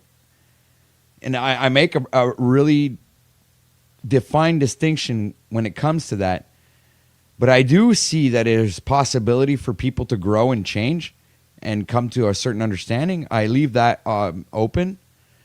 But at the same time, I still keep like that kind of defense mechanism when it comes to meeting up with people who have kind of like fell into the propaganda and were coming, because if in my mind, if you didn't fall for it and you didn't get it, then somewhere you have some cognitive abilities, right? You're somewhere you're enlightened or you're aware of something. You're conscious and aware. So that's why I figured we are all kind of like in the same team, Jack, right? Even though we don't agree on all kinds of different topics, we do have one thing that unites us at the highest level, and it's that. It's the fact that we didn't take it, which always in my mind makes us kind of like teammates, even though we don't always agree. And I'm not speaking necessarily about you directly, but I'm talking about pretty much in general, the ones that didn't take it. So I'm landing there. I would caution you to reconsider that, because if you flow with that determining factor, there's no difference than a Christian accepting a Christian because they call themselves a Christian, or a Muslim doing that, or a Republican, or a Democrat. It's just a matter of classification and separation. I mean, I can understand the reasoning behind it. Don't get me wrong, but we are all in this life experience together, and until we move past the blame and the judgment, we're not really focusing on the problems. And Nick Fuentes, I don't know him at all. I know his name. He gets a lot of viewers, and he's on social media. So next up and coming fascist status agent, Jack, is really what these people all are, right? It's the next up and coming mouthpiece to take the place of all the rest of the fascist status mouthpieces that encourage everyone to fight over left versus rightism. Yeah. You know, it's incredible how these people keep latching onto these people and giving them their time, energy, attention, and promoting them when they're not doing anything to change anything. Well, that's exactly why I want to talk to him, Paul. Good luck. Let me know how it went. It's gonna happen. I'm done. I'm done. I'm done. Right? God's gonna show everybody who and what they are, where they're at, where they need to be, and if that ain't enough for you, you ain't gonna get it. Right? Paulie's not gonna be able to convince you. I'm just gonna roll in the mud. Right? Is all it's gonna amount to. You know. No, man. The past is preparation. Okay, and we're being prepared for the future, but the future is already here. And the future I see of humanity, it's as I live. I live without fighting. There's no conflicts, there's no worries, there's no more fears for me. And Paul, we hit those points. As an addict, fuck, it can be very dangerous. However, when we're on that path of giving in to the path we're on, fuck it is exactly what we need to say. Or how about this? Let's coin a new term, Jack. Faith it, right? There's fuck it, and then there's faith it, which is kind of like fuck it, but for God, right? Like, hey, we're going to throw all caution to the wind here. We're going to step out on a limb because we have something at the core of us that just ain't going to be enough until we do, right? It's just not going to be enough until we do. So we got to faith it, say fuck it and faith it. That's what that travel video is all about, right? I knew they were going to come get me. I know they're going to come get me at some point. The problem is when they come get me, we're going to talk about the eternal truth, and that's bigger than all of us. Right. So I get the entertainment of seeing what they're going to do with that, right? While these folks get entertainment of seeing what they think they're going to do with me, right? See the game? I You know? do. Here, Paul, just pointing out the obvious. Okay, what you said is absolutely right. Every time they choose to pull you over, they are choosing to learn from you because they're going to listen. They're going to hear what you've got to say, and you know what you're going to teach. Um, but the lesson I've been working on, you can too. We got to learn how to talk nicer to people. Swear to God. Because if you Well, talk, Jack, you know, to bring it back to the pokey wokey thing, so these people that you say I should give like a chance to or whatever were the same people who would wanted harm on the ones who didn't take it, right? some some are And that funny way. enough, the ones that didn't take it didn't want any harm to come to the ones who did. They just let them bathe in their own stupidity. Well, some there's people of extremes in all camps, and I get what you're saying. So The the re- trust factor is really kind of Right, it's but we hard. could bring It's this back to the most basic selfish aspect of beingness, right? Like just for ourselves. Why do I want to yell and scream and curse and get my blood pressure high and get nasty when I don't have to? If I know the truth and I'm experiencing it and I'm able to speak it, I drop it and walk away.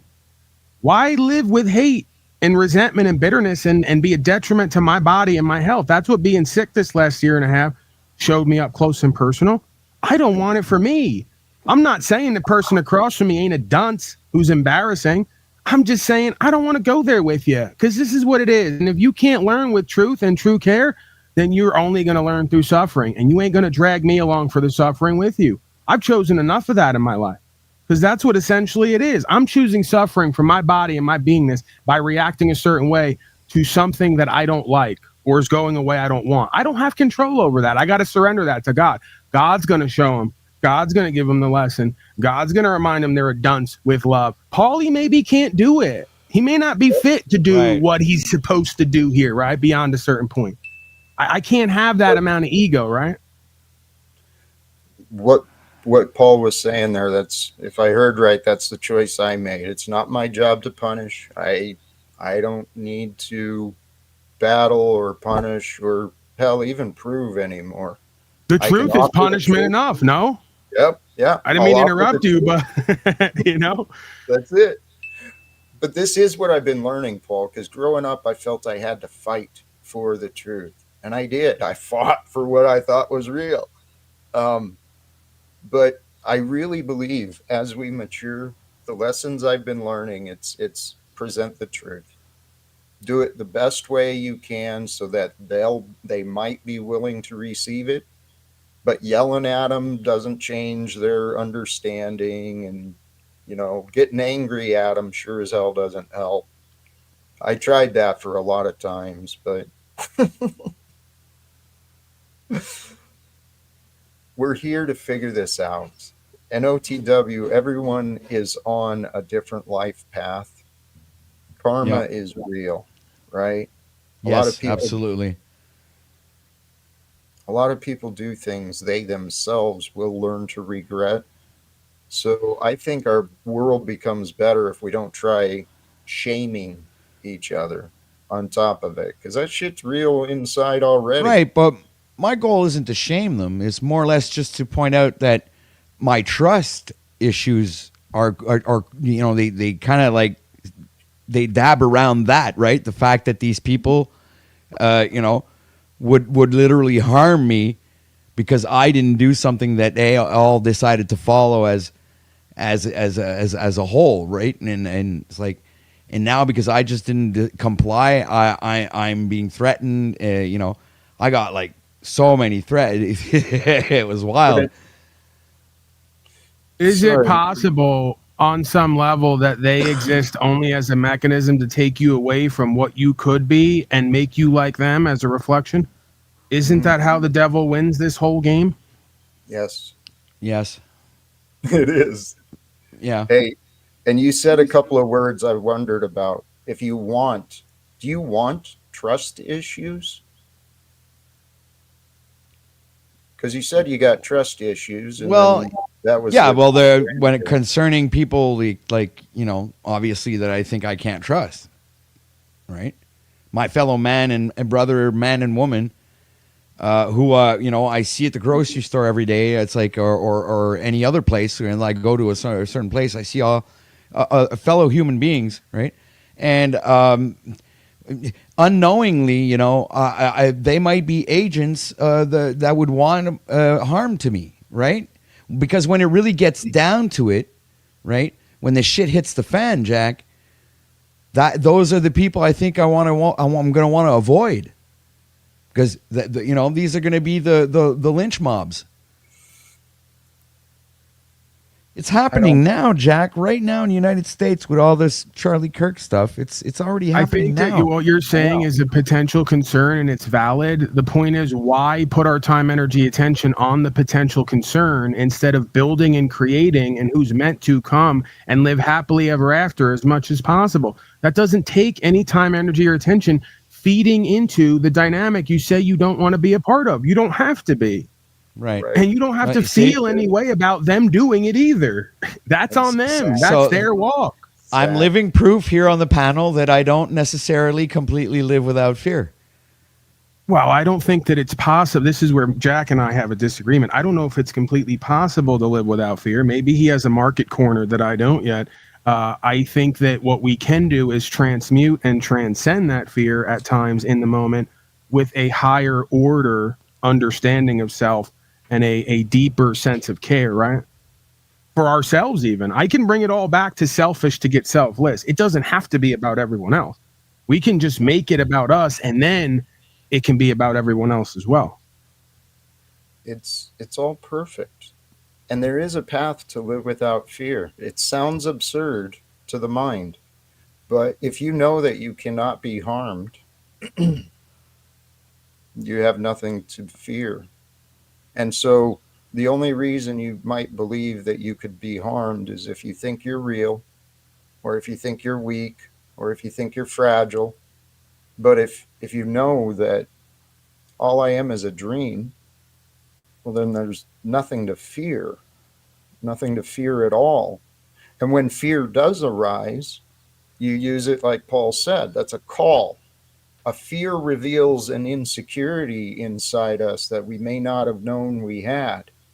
But once we face a fear and we identify the fear, you recognize there's always a path beyond it. So you can live without fear, and you can trust anyone when you know you can trust yourself. Because if you're honest, you can judge on someone. You can see the signs, right? As long as you're honest to yourself, not ignoring red flags, and you realize you minimize the amount you could be damaged. Even with what I've been through, nobody's harmed me whatsoever. So Viru asked, why would you want camaraderie with a jabaholic cunt? Again, the presumption is that you want camaraderie because you're trying to prioritize what you don't want, or deprioritize what you don't want, which is to live in anger, hate, division, bitterness, and resentment about your other half, or aspects or reflections of you destroying themselves and everything that's great here. Right? That may be true, and we may not want that. We don't have to have that. Let's live into the opposing dynamic and neutralize the hate or the negativity we have for these people, because it's not good for us. That's not how we lead by example. No, it's not about camaraderie. It's about fellowship. If you're going to take a careful position or a leadership position, they got to believe you, and they're not going to believe you or take a page from your book if you're telling them they're jabbed out cunts, most likely. Right? It just doesn't work that way. Trust me, I know. I've been doing it most of my life. It doesn't work as well as just leaving the truth there, walking off, living it, and let them come if they may, or replicate if they may in their own area, because I may not want them with me, or they may not be meant to be with me. Exactly. I want to jump in on a couple of these ideas too. The camaraderie with the jabaholic cunt. I actually had these Don't thoughts bring up earlier. Cynthia when she's not here. Oh, see, Jack, see what I do? This is why they have to watch me. I can't be trusted. I was just enlightened and evolved there, and then something happened. You caught yourself so quickly, Paul. Let's not I'm just overlook busting that. her chops. Good At the job. core of it, I I've know. never really had an issue with her beyond the truth. And if she has an issue with the truth, then that reflects on her. And the same for me, right? We all have our walk and our judgment with God. I have nothing personal with anyone beyond a certain point, right? That has to do with the truth of how we're living. We can change that any time is the good news, I guess. Believe it or not. I know. It's crazy. Easier said than done, though, right? Until it's done, and then you realize, fuck, that was easy. Hey, Tommy is like coping hard down there, man. He doesn't know whether to shit or go blind. I'm not doing a Steven right now. I'm not busting Jack's nut. This is an authentic aspect of me that I'm choosing to feel into, so to speak, or present from in this moment. And I can easily go to those other aspects of me, right? Easily. More darker aspects of me, more divided, more boundary oriented, right? More I could be just like you, Tom, and everyone else around here, and way better at it. You know that. So this is the true warrior in the garden. Of course, Paul can bring out the sword and the tongue, and he can take over, but he's choosing not to. So, Tommy, you're kind of a jealous bitch, dude. I mean, I love you, Tommy, but if you don't... I told him last night, Jack, he's a coward on both ends. He can't love truly, and he won't give his life for anything. Imagine being that much of a coward on both ends, where you're afraid to love and afraid to die for what you believe in. He's working through it, and I believe he's ready for either a breakthrough or a breakdown. I've seen some of the anger coming through at me, so he's ready. But I want to swing it back to the idea of trust, right? Because when you face your fears, you got to face your distrust. And I was thinking earlier about the story of Jesus and me, my path, some of the people I've aligned myself with. Well, I think to truly have faith, you must align yourself with those you know will betray you if the purpose is great enough. Right. I've said this from the beginning. They go, Paul, you're having one of your swings today. What are you coming in and ask us? No, I've said from the beginning, I will work with the devil himself for what's true and what's right. The moment I see the deception and the power game and the denial of truth, we're not equally yoked at that point. What is it that these folks can't understand about a dualistic aspect of self and reality? And context and nuance, and the idea of not believing in or putting up with people's bullshit, but also not having to make an enemy out of them and attack them constantly. What is it we're not getting here? It's not a difficult concept. No, Paul, this is it's been so fascinating and so enlightening. If you look at these people as like literal toddlers, it makes sense. They're pretending to be so important. They're pretending to be so right. They're just... And that their opinion is relevant in anyone's eyes. They think that in their mind, that whatever they have to say is more important and more relevant than 8.5 billion other human beings on this planet. So wrap your head around that one, Jack. Because I don't know, because I'm just an asshole behind a desktop, right? And I'm very able and willing to admit it. It's not that hard. So I'm not anybody special out here, right? Yeah, I think one day, as it said down in the chat, we should throw a narcissistic party here, and we can pull up the. I was just looking at it last night because Tom dropped the N-word, right? Called me a narcissist. I said, Tom, literally, there's 12 aspects here of narcissism, and you hit every one. And you're going to project that onto me? Well, then let's do it. Let's have the reflection therapy. We can go line by line. We can go over if that's you or that's you. And we can do the that's you bit too, right? Like, can you have fun with it? Or are you painfully worried and scared that you're going to find out that you're 12 out of 12 on that list while you're calling everyone else on the panel versus that? That's narcissism in and of itself, that it's everyone else but you. You have nothing to look at. You have nothing to change. You're the perfect Christian up here, just giving us the truth and saving our souls while telling us we're faggots and niggers and narcissists and all the rest of it. Are you saying that we've been following the wrong guy the whole time? Jack's not the one. It's Tommy. I mean, oh my God, I've just had an epiphany. Holy shit. I can literally laugh at my own narcissistic qualities. The only difference is on some level, I'm the whatever kind of narcissist is the one that actually gets something done every 6 months or 5 years. I'm that one. So I don't know which one Tommy is, as your boy said yesterday, living in a dumpster, saying he's Jesus.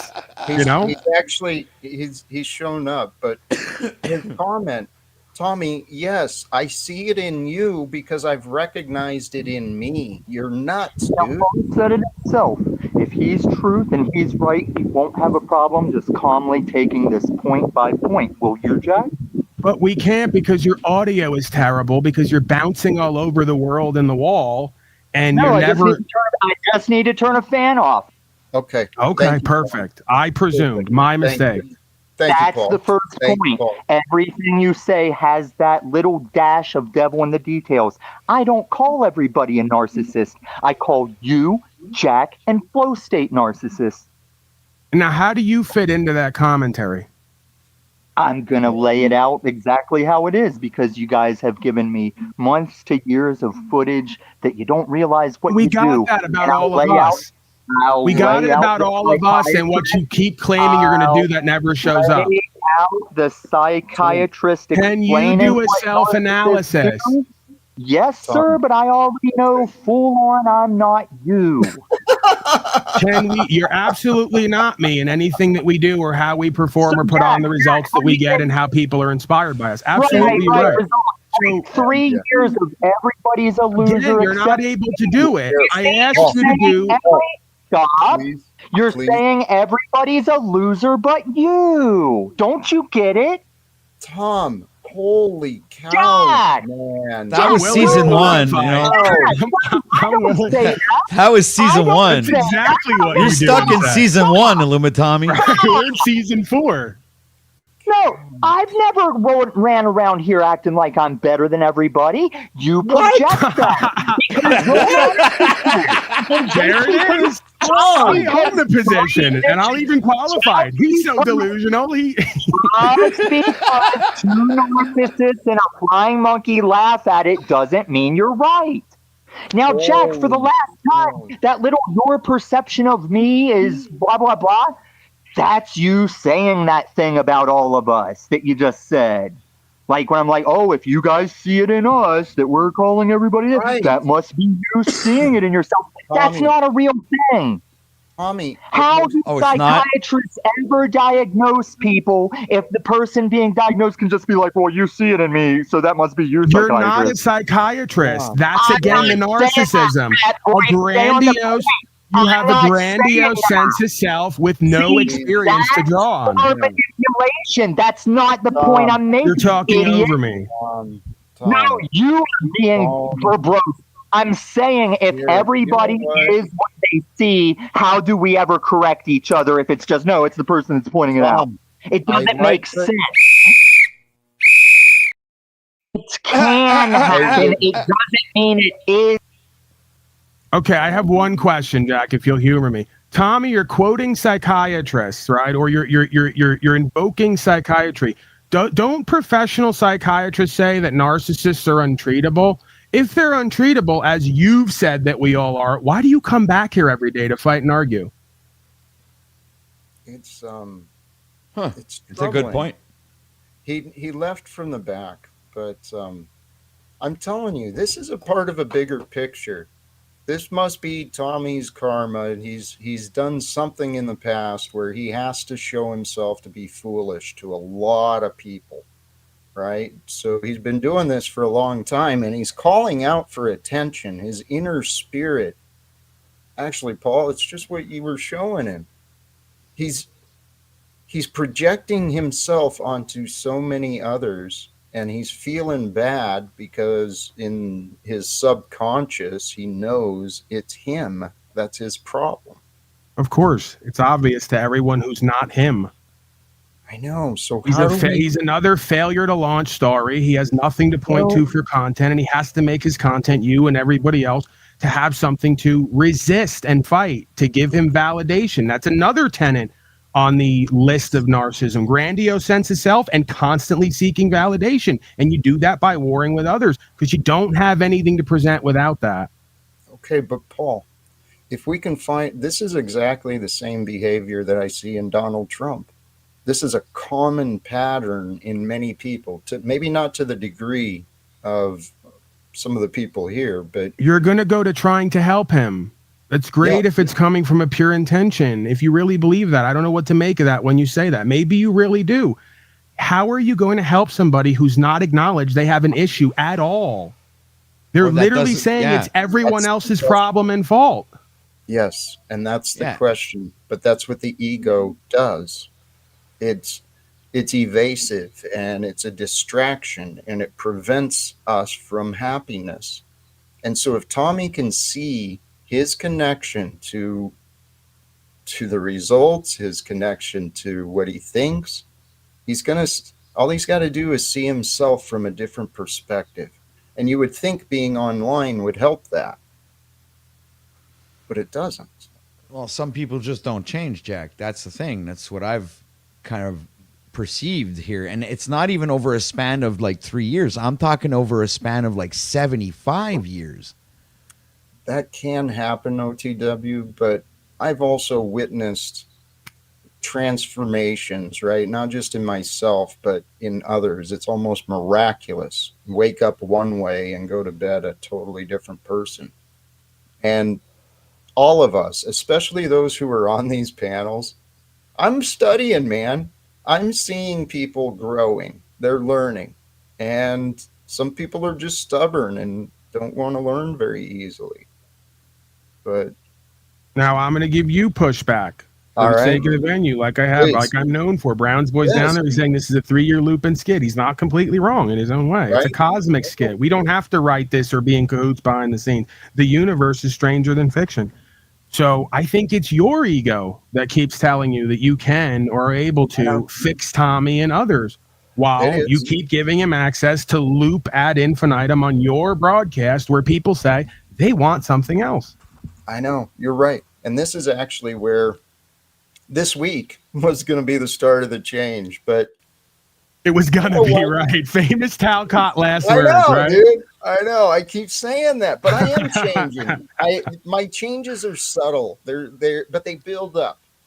They're almost imperceptible. They're so subtle. That's how magical you are. It's almost like we can't even perceive the difference over the last 3 years. I know. And yet, nothing is the same as it was. I think OTW just spontaneously combusted into another timeline. Special K goes, "You're 75, OTW?" I'm like, wait, let me turn my camera on. Great for your age, OTW. 75. Got to give you that. You don't look a day over 70. Right. Hey, who knows what the future's going to bring, but I actually feel like we've got a long life ahead of us. So we want to take care of ourselves, take care of the body, take care of the mind, take care of your spirit, and take care of the freedom. This comment, Trump is a puppet of the system. He has been compromised. He sold himself out long ago. I mean, I don't know what has and has not been agreed to with him, but I know he's had dealings with the Rothschilds. Didn't they help buy him out of one of his bankruptcies? And, that's a family whose wealth was built on manipulation and, manipulation. It's the devil's game. And Trump is one of the main characters in it at this time.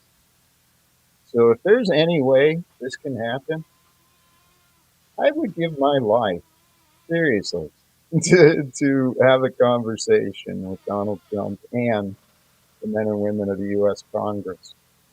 I swear I looked at the news this morning, and I don't know all the different structures and stuff, but apparently the U.S. representative vetoed yet another ceasefire agenda for Israel and Palestine.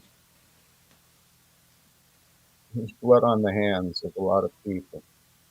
And I don't think they should get away with what they've been doing. But sorry, here's the perfect time for an energy change. I want to see what this means. Burning Tongue, welcome. How are you? Sorry about the herpes, by the way. That burning tongue thing. You know, it gets better. Who? Treatable. Well, there's a burning tongue here on the panel. And they've been, maybe you're having audio problems to go along with your mental distortions, burning tongue.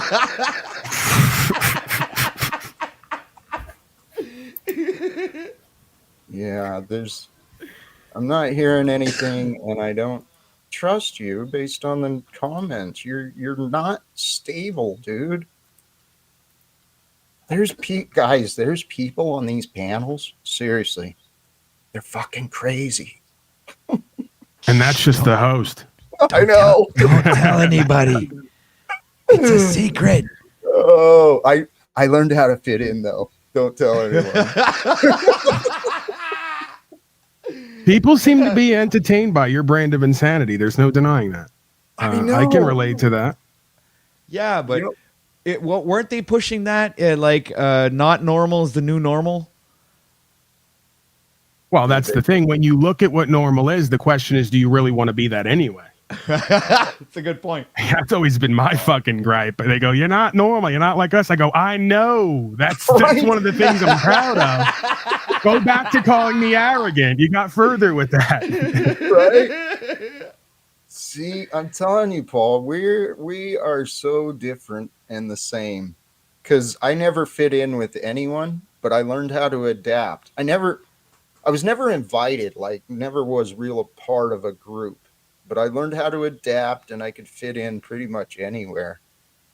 But I didn't want to fit in with a lot of them. Holy shit. See, I'm still repeating my childhood. What am I doing with you guys on these panels? I told you needed a daddy, Jack. You're finally realizing the guy's having epiphanies live on his own broadcast. What the fuck Listen, am I doing not here? only trigger egos, I trigger epiphanies. Okay? I know. Well, hey, Hey, Tommy, by the way, I'm sure you're cycling and spinning in chat because you're so loving and caring and want to save souls. But number 10 on the narcissism list, blindsided rage. Okay? If you're wondering. We can go down that list because you said last night, I don't know what's on the list. Well, I have it memorized, funny enough. So whenever you're ready, we can do that great broadcast. You can get so many clips about in your area where you're so fair, but you don't let me up because you can't handle the back and forth with the truth. Oh, you mean the dumpster fire? Yeah, I'll go to a dumpster. I have been. And he broke character a couple weeks ago and he admitted he wishes it was back to season 1 and we could work together and co-create. It was a real Tommy for once, right? But then the veneer had to go back up. He had to play tough for all his little cronies in his area and in these other little chats, right? Right. He had to put the wall back up. Yeah, he's going to be called out for cupcaking with Paul. Right. He'll be held to the same standard he set, and he can't handle that, right? Yeah. Notice the theme over and over again. You know what? Because he doesn't want to be an OTW, right? Partly, there's part of that. He's got these fears, but I think, Paul, you would be an excellent test for Tommy. If Tommy can manage to maintain his control and actually do a conversation with you, oh shit, if he really wants to test himself, come on, Tommy, click the link. Show us you can have a conversation with Paul and I. I want to see that happen. Yeah, just ignore me. I'll just sit on the shelf like a don't little heirloom. Sorry, I don't know where you fit in. If you trigger him or if he might receive your support, because I know you connect with people sometimes. I can talk with Tommy. I've had conversations a long time ago, back in the Ian days, right, where he was tolerable, but he was still very energetic on Ian's panel. Even Ian would throw him off the broadcast sometimes. So I mean, he can't let go of that. I have something to prove while proving nothing. Right?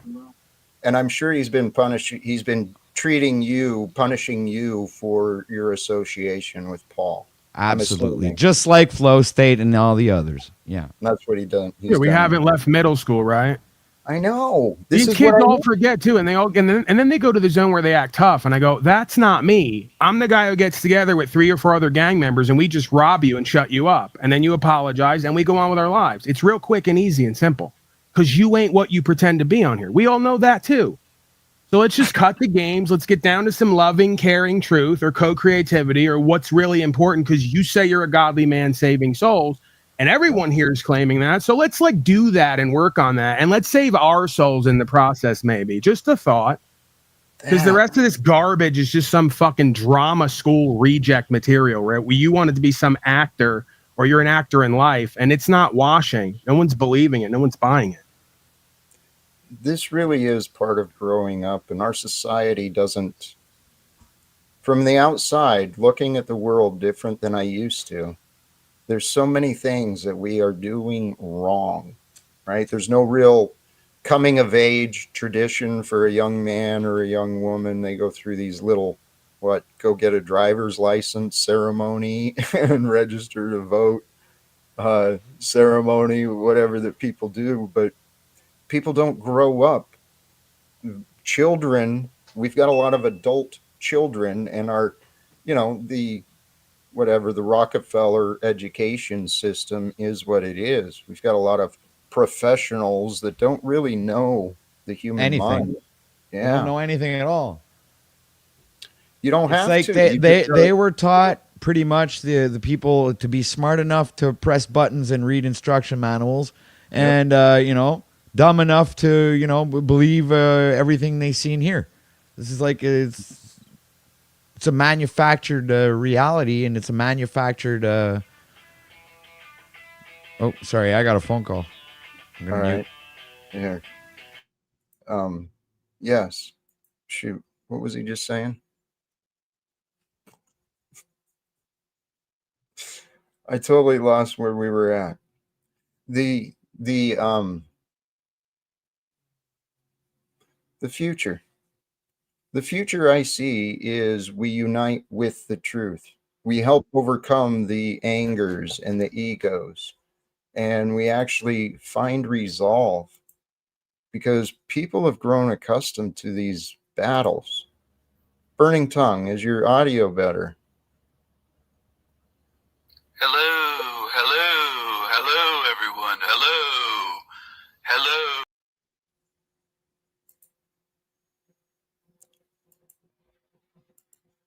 Not even creative, dude. I mean, Burning Tongue, do better. Seriously, do better. If you want to try and oppose me, you want to try and throw a wrench at me, fucking do better, dude. Well, Jack, these aren't exactly the most brightest and cleverest bunch. I mean, you haven't noticed. The one of the best bits Queen Stephen has is Jesus Negro, where he goes, "What's up, my niggas?" Or Stephen Dolphin, where he basically just goes, "ee." I mean, we're essentially, again, haven't left middle school. Right. I was doing better bits in middle school. Right. With my teachers, right? My teachers would at least laugh at me. They go, "Paulie, you're distracting and disrupting, but you're somewhat clever and witty, right?" You got away with it, see? And that's what fucked you, because you got away with being a smart ass. Oh, no, that was on the walk down to the principal's office before they gave me a week in the trailer. That's where I learned to live in a trailer comfortably, was the trailers they kept outside the school for internal suspension, right? See, it's all right there. The subconscious was programmed right there.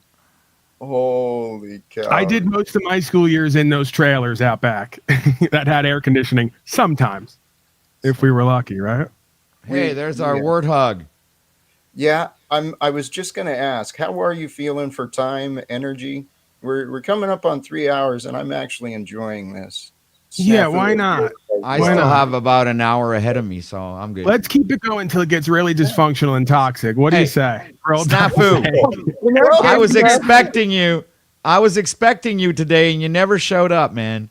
Man, I was sick. I fell asleep. But Jack, did you get my voicemail? The one Did you from get my last voicemail, night? Jack? Yes, you're a crazy fucker. You should play it for everyone.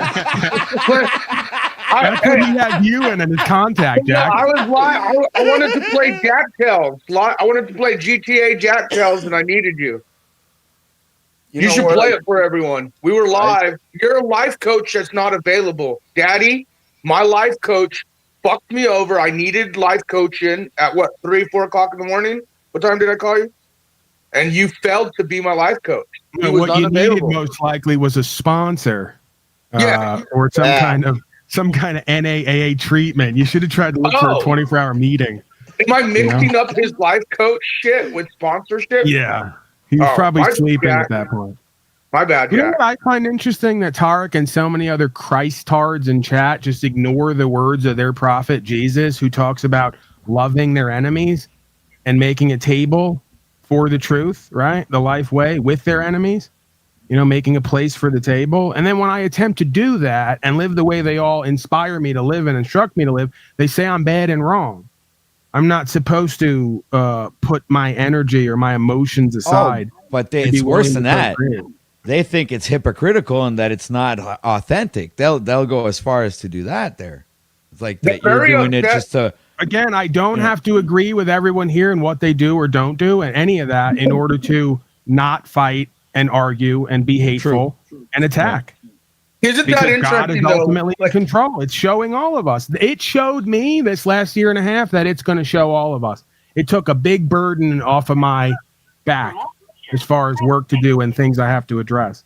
Here, hold on just a moment. 3 a.m.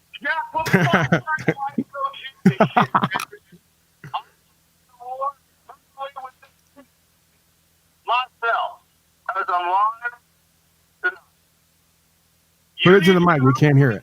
Jack, you have to turn off echo cancellation on your microphone in StreamYard if you want us to hear Snafu. We need you in GTA Jack tonight, Jack. You gotta play. We're gonna play Jack today. I need you. You know what I did notice though, Paul? I noticed the resistance. How all 4 of us get along, and it's like we're receiving more hate. The fact that Paul's getting along with Jack, or OTW's getting along with Jack, or OTW's getting along with me, or Paul's getting along with me, or I'm getting along with Jack. Like the fact that some of us have said, you know what, the yelling and screaming with each other, you're right, we could do more co-creating. And so we've been doing that. And I've noticed a lot of people are very upset. And Jack and I were just talking about, they're freaking the fuck out. What do you mean upset? Well, I know that. Proving that they're the most sick and twisted people here because they want to get off on all of us fighting and arguing constantly. Yeah, exactly. So it's like the audience is even more twisted than we are. I think we need to set some boundaries with them. We gotta accept responsibility for what we attract, right? No, I don't. True. I don't. You guys can. Snafu, you are a pattern in my life, and I am bound and determined. And what happened? All of a sudden, you cupcake to me, and I told you, I said, "Watch, Jack, Daddy will fucking." I told you, I said, "Daddy." Snafu is Toto in The Wizard of Oz. He's your intuition, Jack. Picture at the moment that the guy goes, "Get out of the car," and reaches in to grab me out. Right? Okay, Snafu. Is there a reason for that? Oh, you're going to mock me where I stood up for rights again and most others didn't. Man, I feel like such a bitch. You know what's funny is right after Jack broke with Landry, and I told him, I said, Jack, I'm going to do what Landry didn't do. I'm going to bring people back together, and I'm going to get you doing some shit. And what happened? All of a sudden, Daddy's back with you, Jack, and OTW's back with you, Jack, and I'm back with you, Jack. And I'm just, I did Jack. I told you. Now, if it lasts for a day, that's on them. Wait, so Snafu is the ringleader. So I just had to get to Snafu to get to Paul and to everybody else? Yeah, no, there's more to this story. For the last 6 months or so, Snafu's been constantly emailing me optics, and I just keep telling him, dude, I go, LOL, but I don't care. I'm not getting involved. I need peace, and quite frankly, so do you. So then, and then I like kind of mock Jack and I go, choose love, peace is available.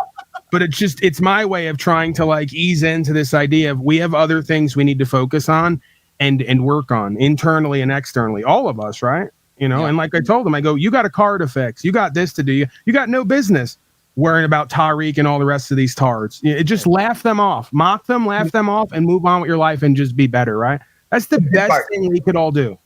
And he's absolutely right on that. And I'm kind of trying to embrace that acceptance. But it's good to see you guys live. And yeah, a good show today, OTW. And now snafu. I'm going to ask you because I'm getting a lot of feedback from the anal verse, the painal verse, as it were. They're very disturbed by this fact that you've kind of changed up your ways with some people, certain places, but they claim not other places. So I would encourage you. Saying where respect is earned. You ever heard that saying, Daddy? I've said that many times, but again, we don't have to be on the internet. We don't have to deal with these people. Right? We don't have to try to change them and fight them. If you don't like them and you don't respect them, stay away from them and stay with people you do like and respect and enjoy your life, right? And then this way they can't then say to me, Snafu's acting like this with you, but he's lying. Oh God, you gotta play that. That's what I did review Tarek. I listened to Tarek crying at you. Oh my God, you got to review that shit, dude. Him and Paul. I'm not reviewing anything. In my mind, it's like it didn't even happen. I will not be back there. I will not engage with it. He has a point. I think that you should stop attacking all these people. It doesn't mean you're. I don't like that word attack. Exposing them for their scumbag way and optics is not the word attack, Daddy. You're gonna get them started. You're gonna get them started, Paul. For being scumbag. It's called opinionated journalism. Why? It's called opinionated journalism, Daddy. I get that. Why does that have to be the whole of who you are and what you do here? Can we transition and do something else? And that's what we're trying to. That's been witnessing the last few weeks. I have put the fucking gas pedal down. What did I tell you? I let go of the gas pedal, and look what's happening.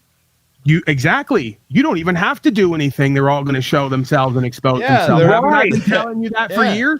That's what you told me last week, and you and I had that conversation. You said, let it go and let them expose themselves. Right. And I took that at heart, and that's what we've been witnessing since. So I have to give you the next critique, and then Jack can get in on this if he wants. If he'll so graciously allow me, right? So wait, who's life coach in here? You or Jack? It's not about that. It's not a competition. We're just giving our perspective here. So yeah, but I gotta have a favorite daddy or a favorite life coach. No, I'm daddy and he's mommy. Okay, he's very loving and caring. Landry's not gonna like that, but Jack. Landry, my mommy is Jack. Man. He's a beautiful man with long hair. If we sell Jack as mommy, Trump might get closer to him to talk to him, right? Because I got a feeling. Yeah, my mama. That's my mama. I love women. They're amazing, right? He'll get right near him. So.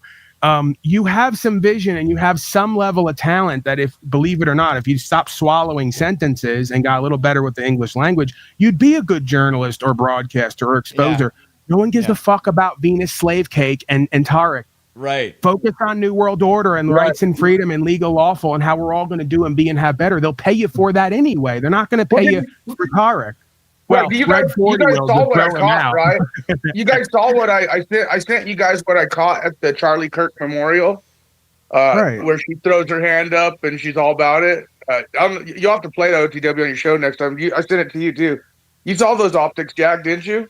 I did see, and right in front of the world, man. It's nothing new under the sun. But what's so concerning is the bluntness and boldness, which is showing how fast paced things are going down in this ritualistic shit show we're watching. One thing I didn't see you presenting was intent or intention.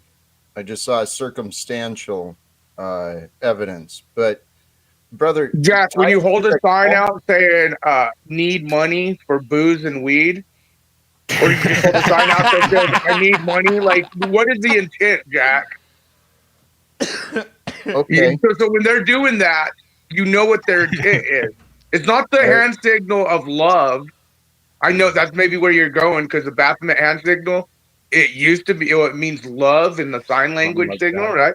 Now you Baphomet fuck. Now you're part of them, huh? Apparently. Oh my God! See. Well, here, snafu. What Paul offered you, seriously, dude, you will feel better. So what are you gonna offer me now? Daddy offered me. What are you offering me? I'm gonna suggest you listen to Daddy. Mommy, that's a really good mother right there, folks. That's how it works.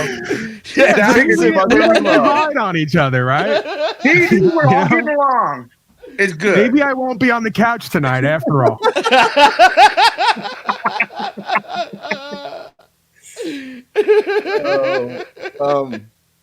Hey, to what you said, Snafu, yeah, the signs and the stuff is getting bold, but be aware, right? This is the time of the signs, but make sure that you're not dreaming of stuff that's not there. And most importantly, man, you will feel better when you move beyond some of the panel nonsense.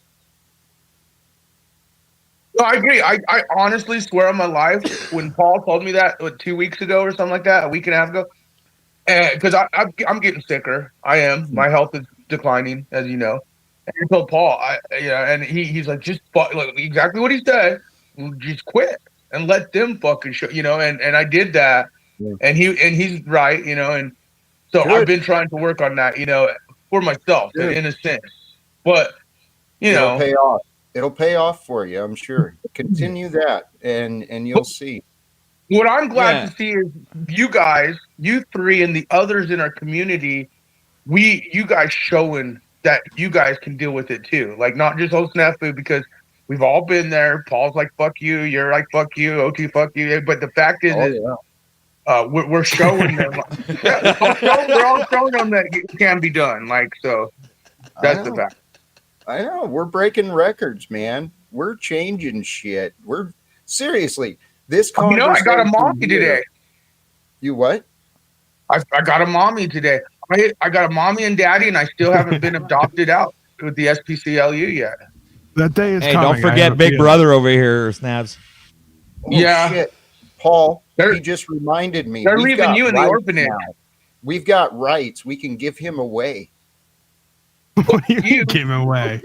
He's our Mommy wants to give me away. Mom, what the hell? Mom, that's not what's gonna make you stepchildren feel trusting and safe. You just triggered his main core fear, abandonment, loss. What the hell are you doing? This is why I encourage you Mom not to have any more a children. couple drinks before this broadcast. She loves to hit the wine from time to time. Very loving woman, but loves that wine. This is what a fucking trip today. By the way, Jack, in case you were wondering, we know you're not a woman, right? We're playing off the idea that I'm toxic masculine at times and you're with the love thing, and I may need some more of that, and we're exploring that. But this is what I was wanting from you like 2.5 years ago, right? If we could just put the, like you say, put the ego aside, have fun with it, take it somewhere, and then circle back, right? And be somewhat poignant with the truth when necessary. So there is some progress happening, at least in this moment, right? There is. It's time. It wasn't time in the past because I wasn't ready. And maybe you weren't either, but it is time. Well, and I think, Jack, something you're learning, Jack, is to quit taking the lead role. Like work with people, like work with daddy, mommy and daddy, to have that dynamic. It's fluid, though. That's the thing, right? There's a moment where he takes the lead and runs the ball. There's a moment where we make the lateral move, right? And you stay behind to get ahead. So it's this and that, right? And that's for all of us, Jack. Not essentially, it's all about I was teamwork, Queen Stephen 3 weeks ago. I mean, I played my role. I showed up as a woman. I did the whole blasphemy ritual that the Illuminati, if they're looking for their next agent, right? That was my resume. Dressed up as a woman, Tyler Perry style. You've covered all your bases. You're right. ready. I mean, everyone and everything. They can't get along with me, though. Illuminati called me a while back. They say I'm just insufferable. They just can't get a place for me. Won't go along to get along. Not even in genocide and slavery. One of my second loves. Oh, you just haven't found the right cult yet. Hello, my name is Right. Jack Talcott. Have we met? Yeah, life coach, right? I think I've heard of you. Yeah, let's start off a No. clean slate, right? Let's go back to the drawing board. Hey, what did you say earlier? Faith it? Is that what you said? Yeah, I was trying to bring it back to something that was less rough around the edges, right? Yeah. More in line with what it is versus what it feels like. That's a t-shirt idea. So, Landry, if you're going to do a t-shirt, it's time to get some stuff going. I personally would hanging like to onto see him this. do. I Hanging personally would onto like this to stream too. look, Jack. Here's the thing. That'd be a good slogan, The though. other day, Right? no, Paul, Faith it. let's talk real quick. Paul asked me straight up, "What's my problem with Landry?" Right? Okay. All right. Full blown. You asked. My problem with Landry is you came up here and he promoted himself as I'm going to change this panel verse and clean up Jack's house, and he targeted me, Illumitami, and a bunch of others that have been here for years in the community, like trying to like go fuck them, and then he played the game. He came in here saying he's going to change the game, do bigger things than Paul and Slave, bigger things than OTW News, bigger things than me, under the guise of you. Then he fucked you over, and all I've seen is him go off of everyone else's content. I've never seen any original. I've never seen him bring any news or spiritual. No, it's absolutely true. Show me where he's brought original content without bringing our optics involved. Well, the content was inspired by the character. By what we've created over the years. Us. He has not come and bring any originality to anything. He wants to dog everything we do and what I do. And what pisses me off about Landry is some of us, like me and Paul, the type of shit that we put out, I deal with whistleblowers' lives being put in danger. Paul has his own little issues, with what he does. Very dangerous in the times we're in right now. And Landry seems to want to mock us for what we stand for and what we deal with. And I would die for what I stand for and shit. And I know Paul would probably, and same with you guys. So that's my issue with Landry. When he puts original shit out that has nothing to do with our community or any of us, then I'm going to start looking at him different. But right now, all he's doing is just a clout grifting. And you, as always, in your own way, as it's just you haven't learned the lesson, are giving it power by giving it time, energy, attention, and repeating it. How many times do we have to learn that? If someone is non-credible and they have nothing here to bring or create, and they're mocking, you gray rock them. You don't give them a square or a position. You don't link to their channel. You don't do anything. Then they come crawling back to co-create, or they don't come back at all, and everyone's better off for it, because that's the main motivation, right? They're literally playing you. Tarek and these other people are playing you for the 50 to 100 people audience. They want you talking about them and arguing about them and creating a point of contention so they can cover it and generate some content for their limited audience. Right. It's like when Flow State shows up. Yeah, when Flow State shows up to my broadcast, I know why he's there, right? Because I know he's probably out of content and he needs content, so he just comes and does his thing, and then I let him do it because, I'm gracious enough to, say I'll help him out. I'll let him create his content so he can do his thing, and I don't look at it as a negative thing, and I even though I see him coming, right? So sorry to interrupt. I put Snafu in the back because there's another guest that showed up that I'm curious to see. I wonder if it's Landry. See what this is. It's you guys think I don't take myself seriously? What a surprise. I don't understand what the contention is here. I mean, I just, I join in and you guys are name dropping me, and it's almost like you guys don't think I'm a serious person. No. What about me? This is a new side of you, Landry, I haven't seen yet. I mean, it's a side you see every day. We've known I'm a king of the beta since day one, right? Right. Right. So, what, you took your mask off? I see that wife isn't around much. You think I could do this myself? Please tell me your wife drew you that, or your daughter, or somebody. So you think I could do this myself? Well, who knows how far you're willing to go? Not that far. Not that far. Here, I want to give credit to Cupcake. Snafu. this is something new from Landry. He's doing this on his own. So this is original. They Wow. have to see. Look at you go, huh? You painted your face like a clown. Great stuff. well, I you like know it. what? Well, no, I want to, I guess, because no, I want to square some things here because I'm still trying to understand, I guess, the dynamic, right? So what happened, right? Some sort of shift occurred because there was a time previously where OTW and Paul were, on a panel with me when I first started to meet you, Paul, and they were just trying to convince me of how horrible and ridiculous it was that I would ever co-create with you. So what am I missing here? The dynamics have flipped. Is this the thing? You'll say, "What are you missing?" And even though we've been over it 10 times, you'll still make sure you come in here and say it in front of Jack. I just got here. I just got here, so I didn't hear what you said. Again, maybe you should go back like you do and watch all of your old streams where we already went over this 10 times. So your narrative is that I told you not to co-create with Jack. Would you like to go to the text messages we had privately? Yeah. Well, bring them up because you blocked me and deleted them. Well, you blocked me and I might have deleted them because I was done interacting with you. So if I did do that, it's because you were playing some game. You didn't tell me anything. We didn't have an issue. Then you blocked me and then you told me about it. And I said, "What is this? Why do I have to keep finding things out?" You wanted to go our different ways. You said you wanted to part ways. So I said I don't want to be a part of drama, gossip, power gaming panels that incite people into interaction. I was taking it seriously, so I took it seriously. I didn't see that. No one else saw that. So I don't know what you think you're doing. Maybe you're confused. This was a while ago, though. This was two weeks ago. Right. I didn't. What happened since?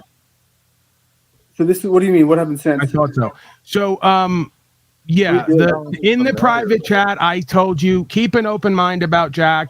Work with him if you're inspired. You told me that I got to be nice to him because you're afraid he might do something bad if I'm not nice to him. So I remember. Yeah. No, we had joked about this loop that we all do, and we joked about my loop as well. That I'll give you about 2 or 3 weeks, and I'll play you out, and I'll see who and what you are. And at a certain point, I'm going to whip around on you, tell you you're a slave, and part ways. And that's exactly what happened. We all have our own loop. I know. It's the same thing you did or not, right? So on top of it, his loop, and we laughed about the fact that Jack has a vision, and if you can't complete that vision or help him complete that vision, he's not going to find much value in you, and he's going to jettison you, and that's what the fuck happened. And you literally played right into that in every way possible. Whose fault is that? There's no choice. There was no choice because I did it, right, Landry? Here's your lack of accountability, responsibility. Because I said according to Jack, you did it. Forward with spending money, Jack's money, and moving forward with co-creating and filming him because I said something that casted doubt. Well, you're not going to be successful at anything with anyone. Then you know how many people told me I was wacky and crazy. And to not do what I do, it's going to take you all down. You're talking over me because you know I'm right. Going to the top of the billboards, dude. Even more ridiculous than you do with that ridiculous face. I don't know what kind of bit this is.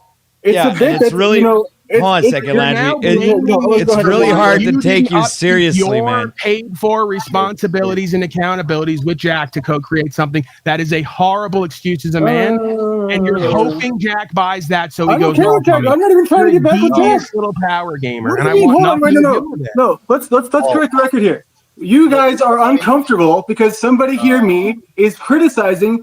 You're the most powerful voice in the room right now, Mr. You're sending people. Go ahead, Jack. Interact with this character. I'm not feeding into it beyond a certain point. It's obvious what it always is. You don't have to. You don't have to feed into it. You literally came to this place. If I could just finish real quick, Jack. You came to this place and said you were going to do something completely different. Then you started doing gossip and drama. With it more than anyone now. With drama, gossip, power game. You're literally the same thing. This is what you do, Paul. The king of the betas and the face of drama, gossip. But here's what I don't do. I don't repeat myself over and over and over again because I have nothing else to say. I've heard you say it 10 times. I've heard you say it 10 times. Right. So, okay. Landry, you actually, these flaws that you keep finding in others, you're really finding things about yourself, and that's the point. What you experience, you're supposed to look within. Yes. Okay. And I know how it may have sounded.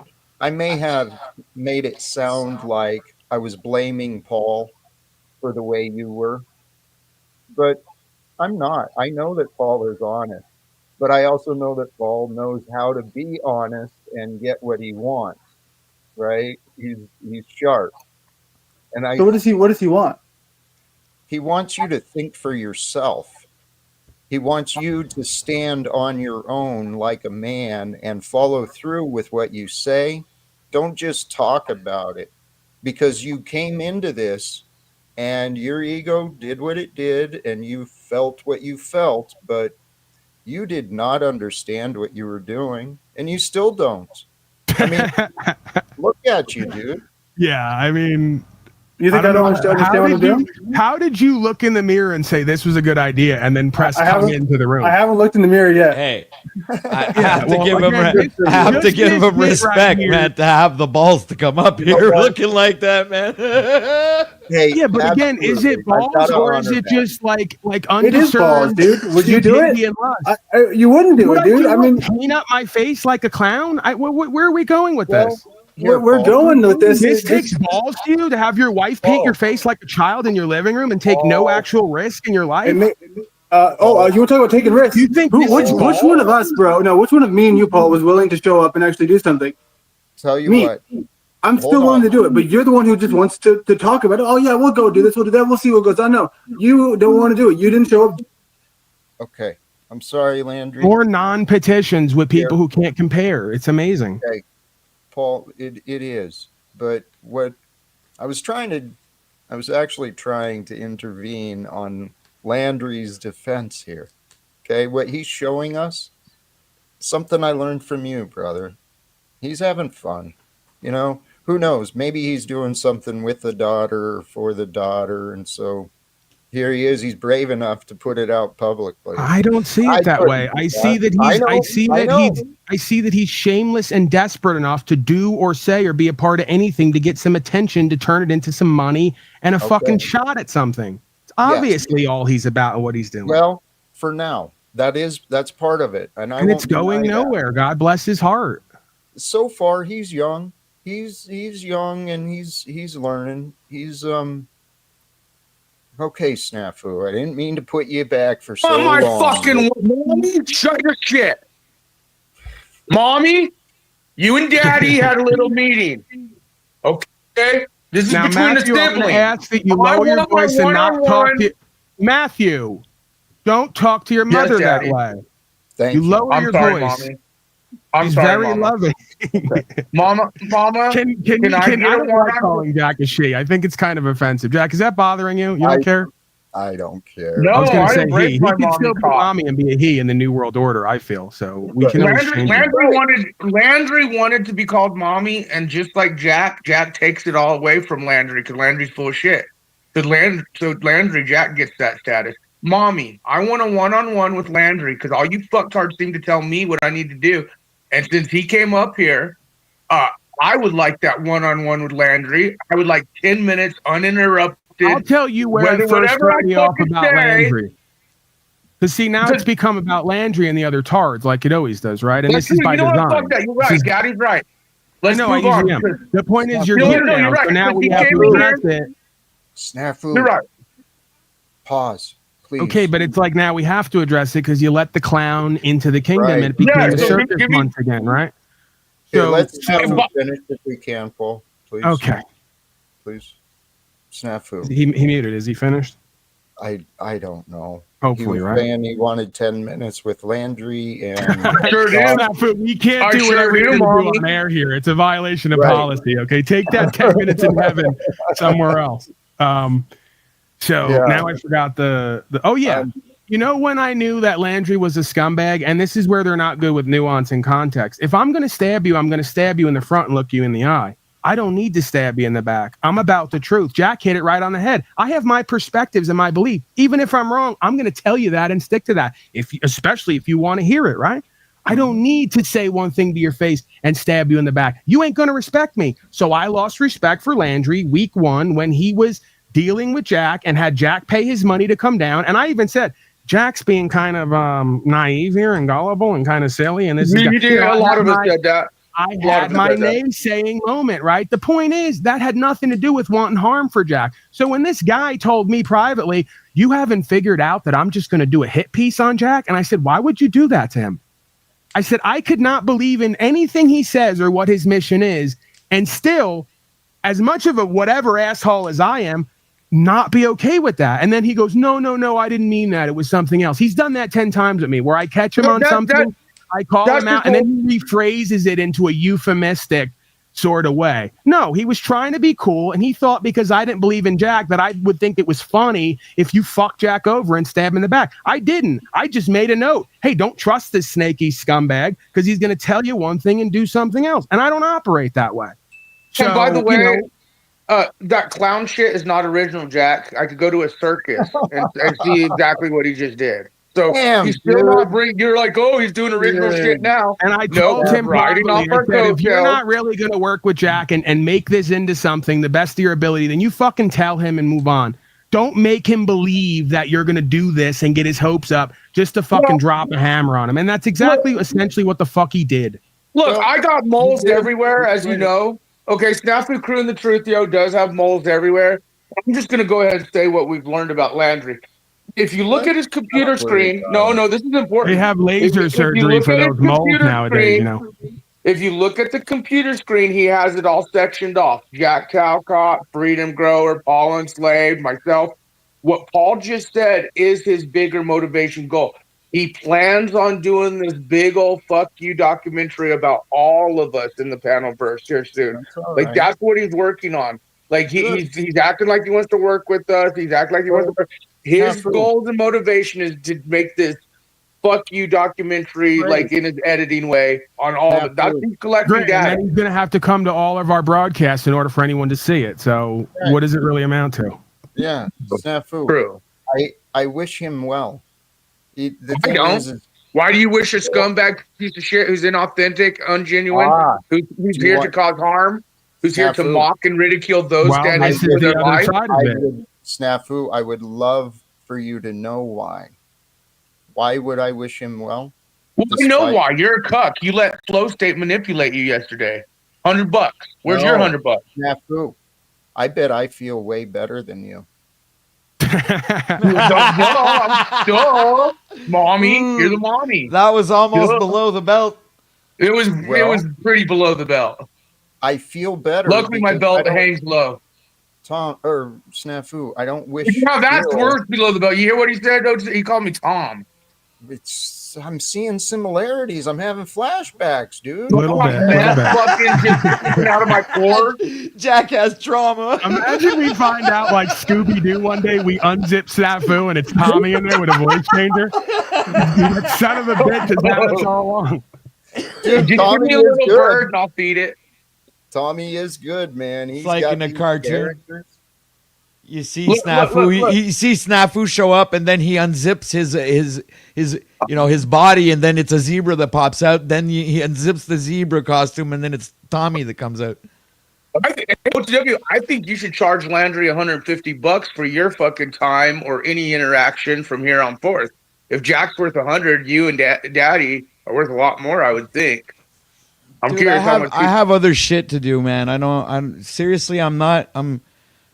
kind of going in the same direction as Paul is lately. I'm not, I'll entertain a little bit of it, but I'm starting to get tired of it as well. I'm more you know what? I agree. I'm gaining maturity. I believe Jack is too. We're all gaining maturity here. I think we all want something better, and we all want to do better and be better. So I think we're doing that. I'm down for that, right? Long time. I've been ready for that for a long time. The projected date is 2035 on that. We're finally going to get it together. No, guys, here, please allow this, because the topic today, how the day of our Lord is now. We are that. We are the future. We are the kingdom. The new kingdom. What is that? We are that. What is that? We are today. We are the living truth. That which is. Yes. See, I've gotten good at this too, Jack. What you get at now? That which is, Snafu. Fuck you, man. Listen, you haven't been paying attention and listening. You really don't get what's going on here. That's what I'm thinking. See, this is what happens when Jack and Dad, Mommy and Daddy work together. I'm stumped. I got no more. I can't do it anymore. No, I yield. I've come to the conclusion the reason Jennifer left me is to make room for Jack.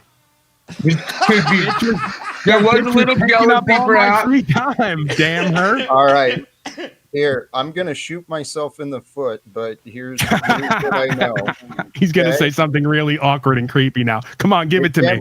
Well, it's all based on perspective. So if you keep it in a holy Tell me, Daddy, don't get a idea- divorce. It's too early.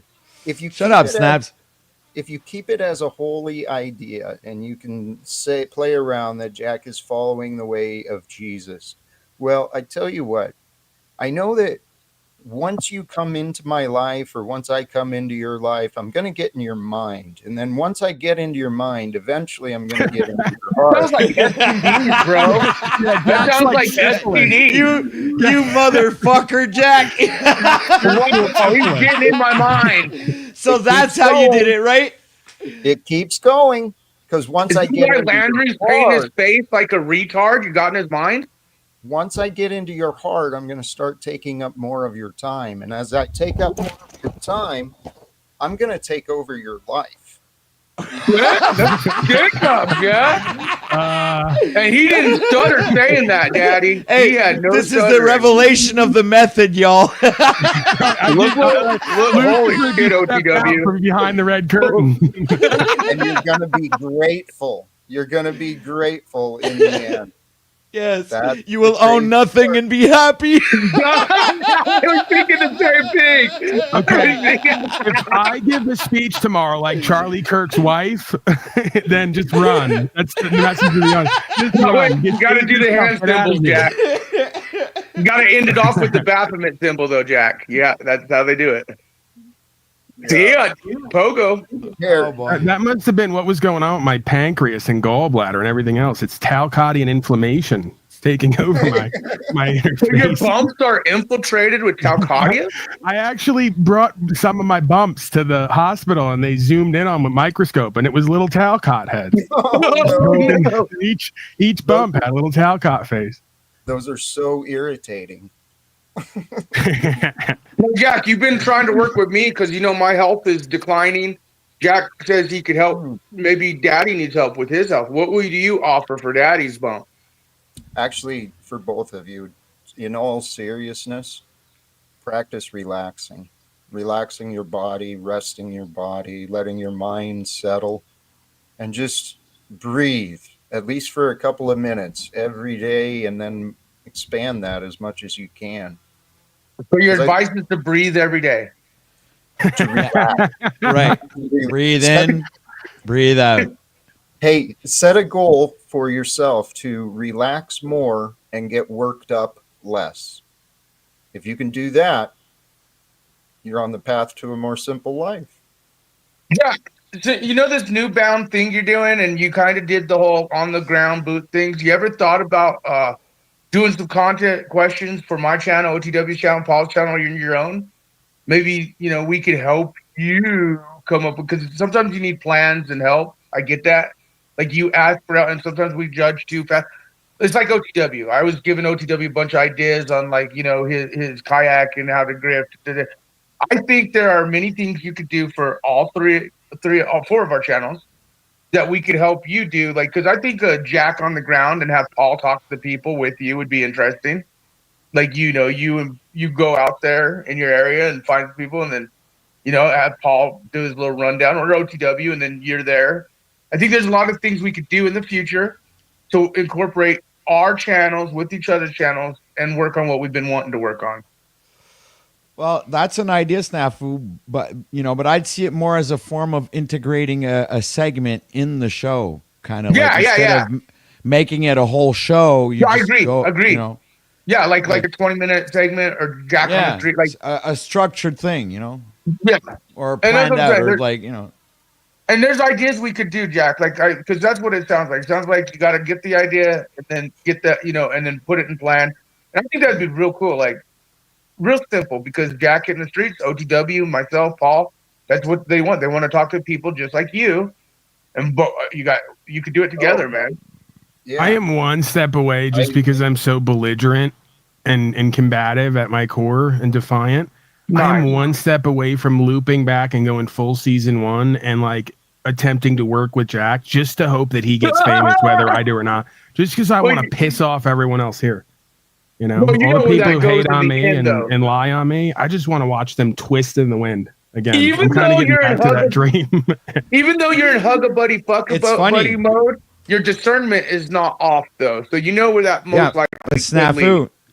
You know, Paul and I were having this discussion the other day where, you know, we were revisiting old clips that I had done of Jack, you know, Des Talcottos and all those clips there.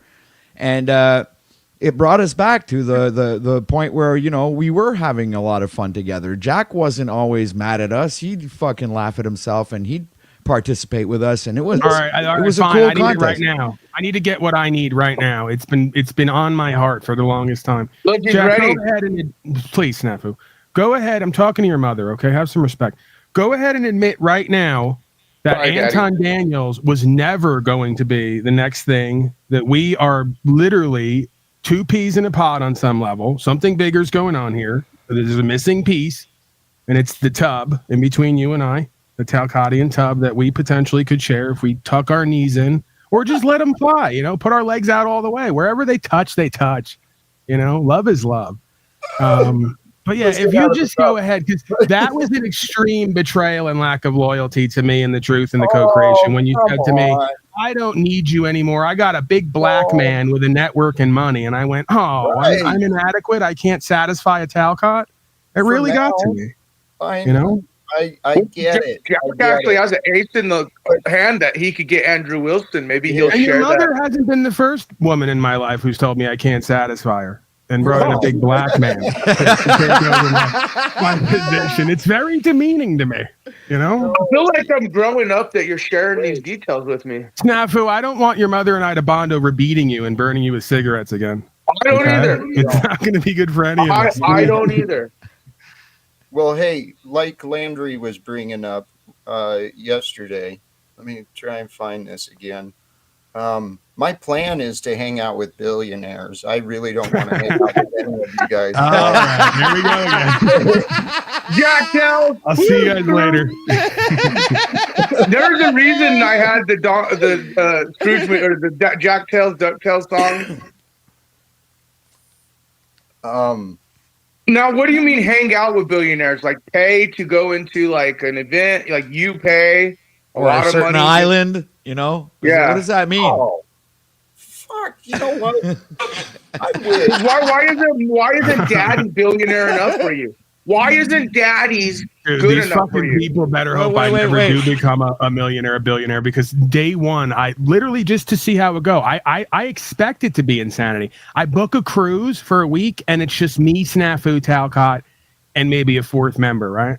You know, maybe even up to 10 people. Just Talcott cruise, you know, and limited section, right? And then we just get videoed for that whole week on the cruise, you know, and we're laughing, we're loving, we're fighting, we're arguing. Someone goes overboard, someone drinks a coconut. Right? It's fucking great. Well, there are so many opportunities. So I want to swing back to your question and your remark, but just so it's fair, right? I did the same thing to Landry. I'm pointing out, achieving my goals means hanging out with billionaire type wealth if we want, right? And that's if we want. But we can let these billionaires, they can offer us their fucking boat. We can go hang out and do this cruise and we'll have a film crew and they can get all the footage of us. But with Anton, dude, the way I saw it, it wasn't really an either or. It was a foot in the door so he could learn about common law stuff from you or me. But truly, if he understood what you understand, it would mean he's got to change his mind, that's for sure. But you know what? What if I told you don't need a billionaire? A wheat penny alone, not even a wheat penny is all you need. Not even a penny. Wait a second. I'm just noticing something. What the hell happened to El Slavo? He's in the chat now demeaning your service and your truth after he was here every day with the, yeah, Jack, and I know Jack, and you taught me that, Jack, and all that stuff. He became one of your special little boys, and now Jack's egoic and arrogant and doesn't do any community service. Man, this guy talks out of like both sides of his mouth on everyone. He did that with me, Jack. That's kind of crazy. He's very triggered, like in chat. I don't know if you noticed, but since we started this live, he's been very emotional in the Well, you know chat. why? Because he's not invited on the cruise. I'd be angry and bitter if I was him on some level. I could see that. Yeah, El but Pero's getting close. Go ahead. I was going to point out. I mean, Red 40 should be on that cruise. It is not my All fault right. that I'm a alcohol baby. Jack was a heavy drinker while pregnant with Snafu. It's not Snafu's fault. Yeah, that's my excuse. I did Both drink my a lot. my mommy and I daddy did. have substance issues, but this is what happens. Life. We don't hold Jack responsible for that. He's That's changed why his ways. OTW There's a was little adopted. fetal alcohol syndrome there, a little FAS remnant. There's no denying it. Hey, and as far as our friend El Pero, he's ready for a breakthrough too. Because No, he's not. Have you seen the hatred and the Yes. optics he's been doing for the last okay, the other day I was in a couple months. I don't make anything like you guys, but OTW, out of the kindness of his heart, shouted out my PayPal. Shouted it out, right? And we're talking about a guy who got $5,000 because Paul went out of his way to help, like direct help. All OTW did was shout out, "Hey, the guy has PayPal." Oh, Carol got so jealous and so angry and bitter. He's sitting there like, "Why would you never?" But I've noticed that his hatred has been ramping up for months and months and months. And I don't know if he's mad at Paul for one, but he's been doing it at OTW a lot lately, and then you lately. He's having issues, man, and it's like the community has helped him more than anything. Why is he so bitter? Like, what the fuck? Snafu, you've met him. He's a fucking angry dude. That's why he's bitter. But what I said is the anger is a sign. You can't sustain. You can't continue. It's unsustainable.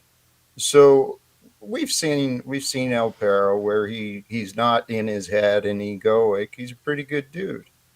And all I see is people in constant state of rejection because they feel rejected, and they're reprojecting that onto others.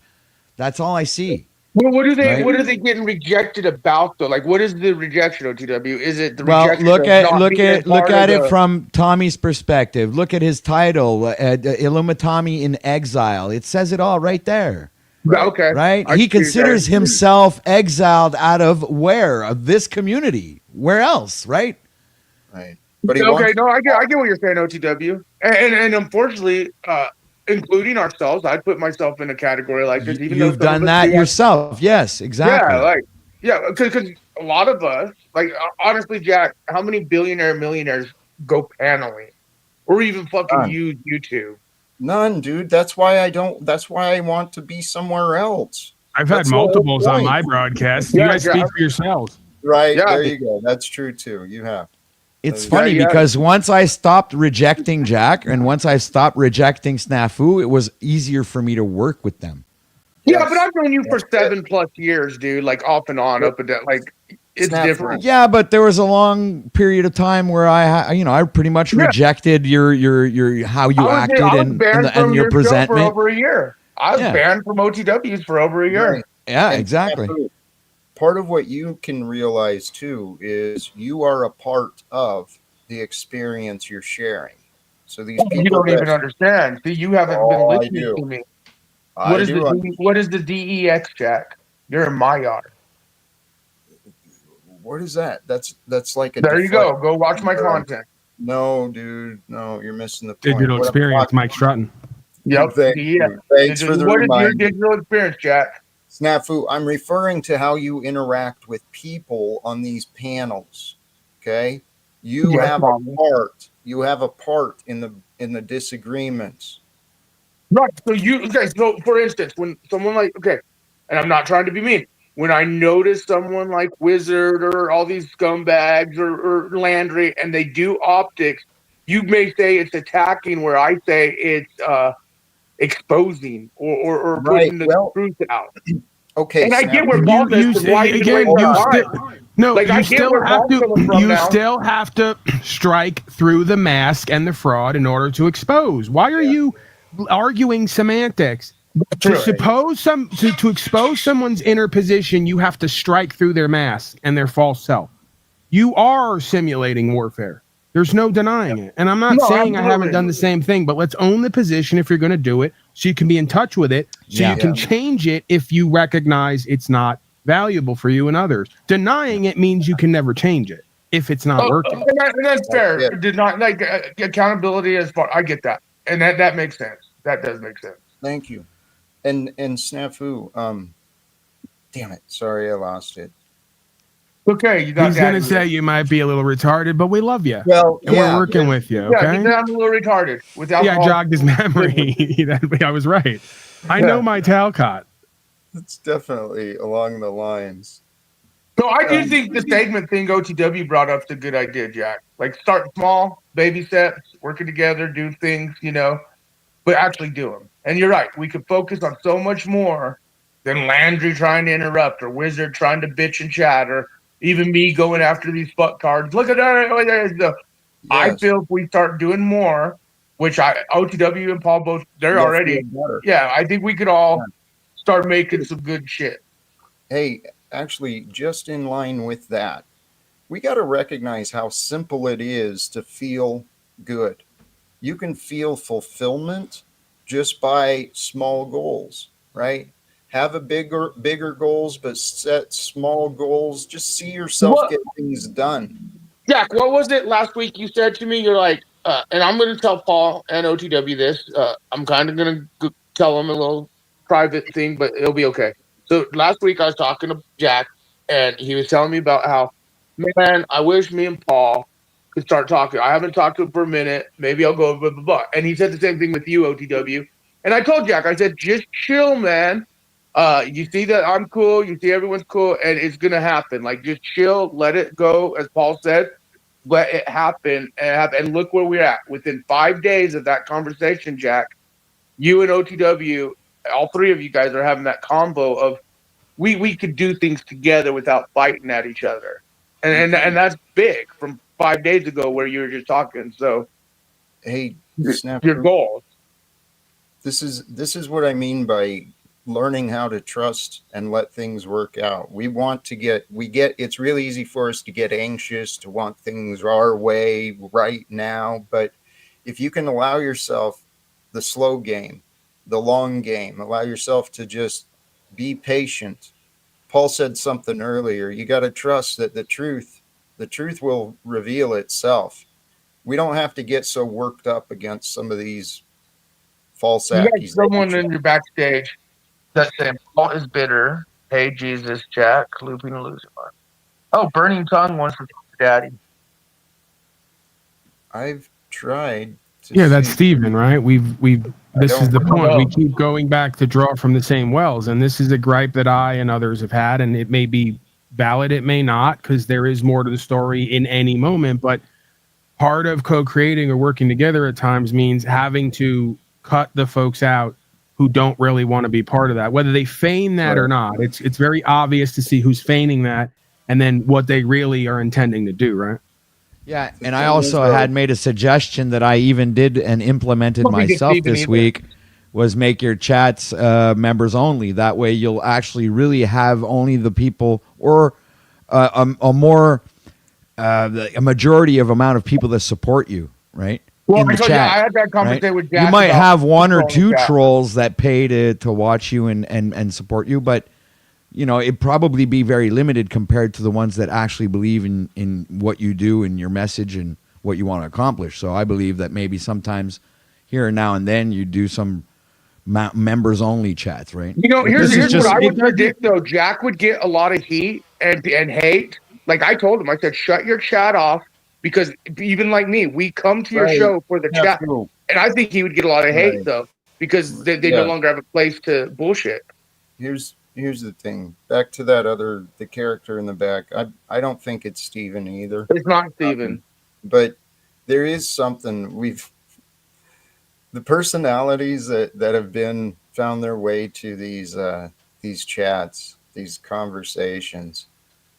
They can literally drive you nuts. Why did you get real anxious and upset and tried to change the subject when I was saying, yeah, I talked to Jack about show? Because I don't think you can do that, Jack. I think some people need not trying to be mean, OTW, but some people want to read the comments, want to, like, it's an addiction in itself to read what they said, or like, you know what I'm saying, OTW? Right. That's one of the reasons I actually enjoy having the chat. And yeah, you're kind of addicted to read the bad comments on your view. Would you I'm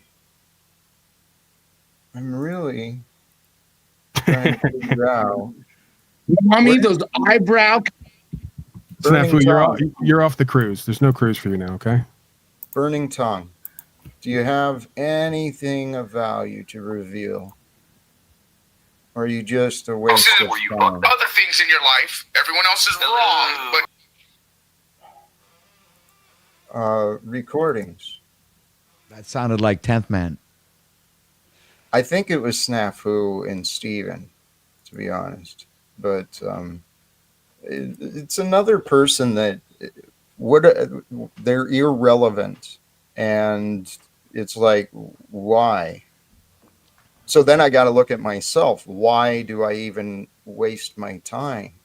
And I don't want to waste my time, and I don't want to feel guilty about wasting my because time. you get lonely, and this is a form of therapy. No, that's for you. the thing. That's it. Hey, that might be an excuse I've used, but bullshit. It's better therapy to be alone than to be around insanity, Snafu. And in your case, I don't know where you could go. So, okay, let me ask you this. Could you do a exercise? If I were to say, Jack, for 20 days, 30 days, could you do shows without your chat on? Would you be able to handle it? I could do I don't think you could do it. Snafu, I don't think you could do it because you're too addicted to wanting to read what people are saying, what they're doing. See, you say it's all about your message. You say it's, but see, you're showing opposite. No, Snafu, Because you're imagining an exception and wanting to present a case that you're not thinking through, dude. No, I kind of see, because Jack, I'm not trying to be mean. A lot of people are in your position. This is their life. YouTube. You got people like Quantum Epic who every day go to a fucking library, lock themselves in one of those little rooms so she could be part of the panelverse, hopping around, being a YouTube groupie. You know, you got all these people who this is what, and I'm telling you, if your message is that important, why can't Jack just put content of the message and not have to interact with the chat? You're right. Shut up! Thank you. Thank Damn you. it, mommy. Golly gee, Snafu. I tell you what, I would probably bend you over my knee and beat the shit out. I know you would. Bend Rod. Those eyebrow caterpillars would be fucking up. Oh my God. Now, Mom, you know that we know we've discussed this. That's a Daddy, little too Mommy wants to beat humiliating. me. It's a little too Mommy's humiliating threatening for to little beat me, Matthew. Daddy. Wait till Dad gets home is what you got to tell him, right? That'll really. I'm gonna tell you. You're actually lucky Dad's home because tell you what. I'm going to my room. Fuck you both. I'm done. Mommy's about to take out the belt. You're getting rather chubby too. I think you're going to your room without dinner tonight. You could use it. You've been very disrespectful as well. Oh, you know what? Snafu's coming around. And for the people who have been willing to bear with him and give him a chance, I think he's going to prove us right. I really do. He's frustrating as hell, but when he starts redirecting his focus, he's going to feel better. And then as he feels better, he's going to be a lot more fun to be around too. I will say though, I can't deny what my perspective brings forth. That I sort of agree with him in a way, and you can tell that by what I've done with my broadcast. Right, I've trimmed all of what I see to be the fat and the excess. I'm not going to go where I'm harassed and projected on, or where people are going to play games with me. I'd rather go it alone and create something that's valuable for me and the audience than to entertain whatever it's been. So I would encourage you, Jack, if nothing else, for a test for yourself, right? And just to see how things go, right? If you're really into novelty, which I think you are, that's kind of what gives you the high of bringing these people on or whatever, because you think something new is going to happen, something different's going to happen. And it's like, well, that could be the new different thing, right? Is setting the intention and then practicing sticking to it. And then what's going to happen is you're going to find yourself really having to create more for your broadcast. Your broadcast is going to be, it's going to become your priority, right? You know, and the audience versus interacting with these people over nonsense. It's very possible. Holy cows. The timing is perfect. I was thinking it's about time to shut down. And I was also thinking, Paul, thank you. I've used you as my excuse to run long the past couple of days, and I've enjoyed it. And now, welcome to the Powder Dusty. Thank you, Jack. What's going on? You must have known I was ready to shut down, and you wanted to come show up and be a thorn in my side again. Is that what it was? No, because he wants your audience, Jack. No, actually, I was about ready to shut down, but I've been overdue in visiting you as well. That's all right. What's going on with you, man? Oh, just kind of stalling for a little bit. Sarah's going to have a debate on it here coming up shortly that I'm interested in participating in when she opens the panel. So I was just kind of rummaging around.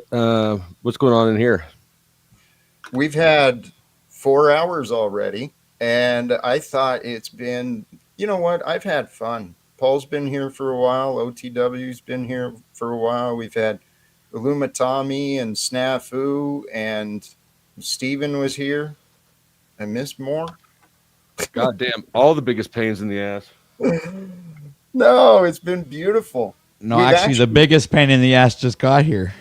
Could be one of the biggest. You've been fighting. You've been making space for yourself with the biggest assholes, and I think you're doing great, man.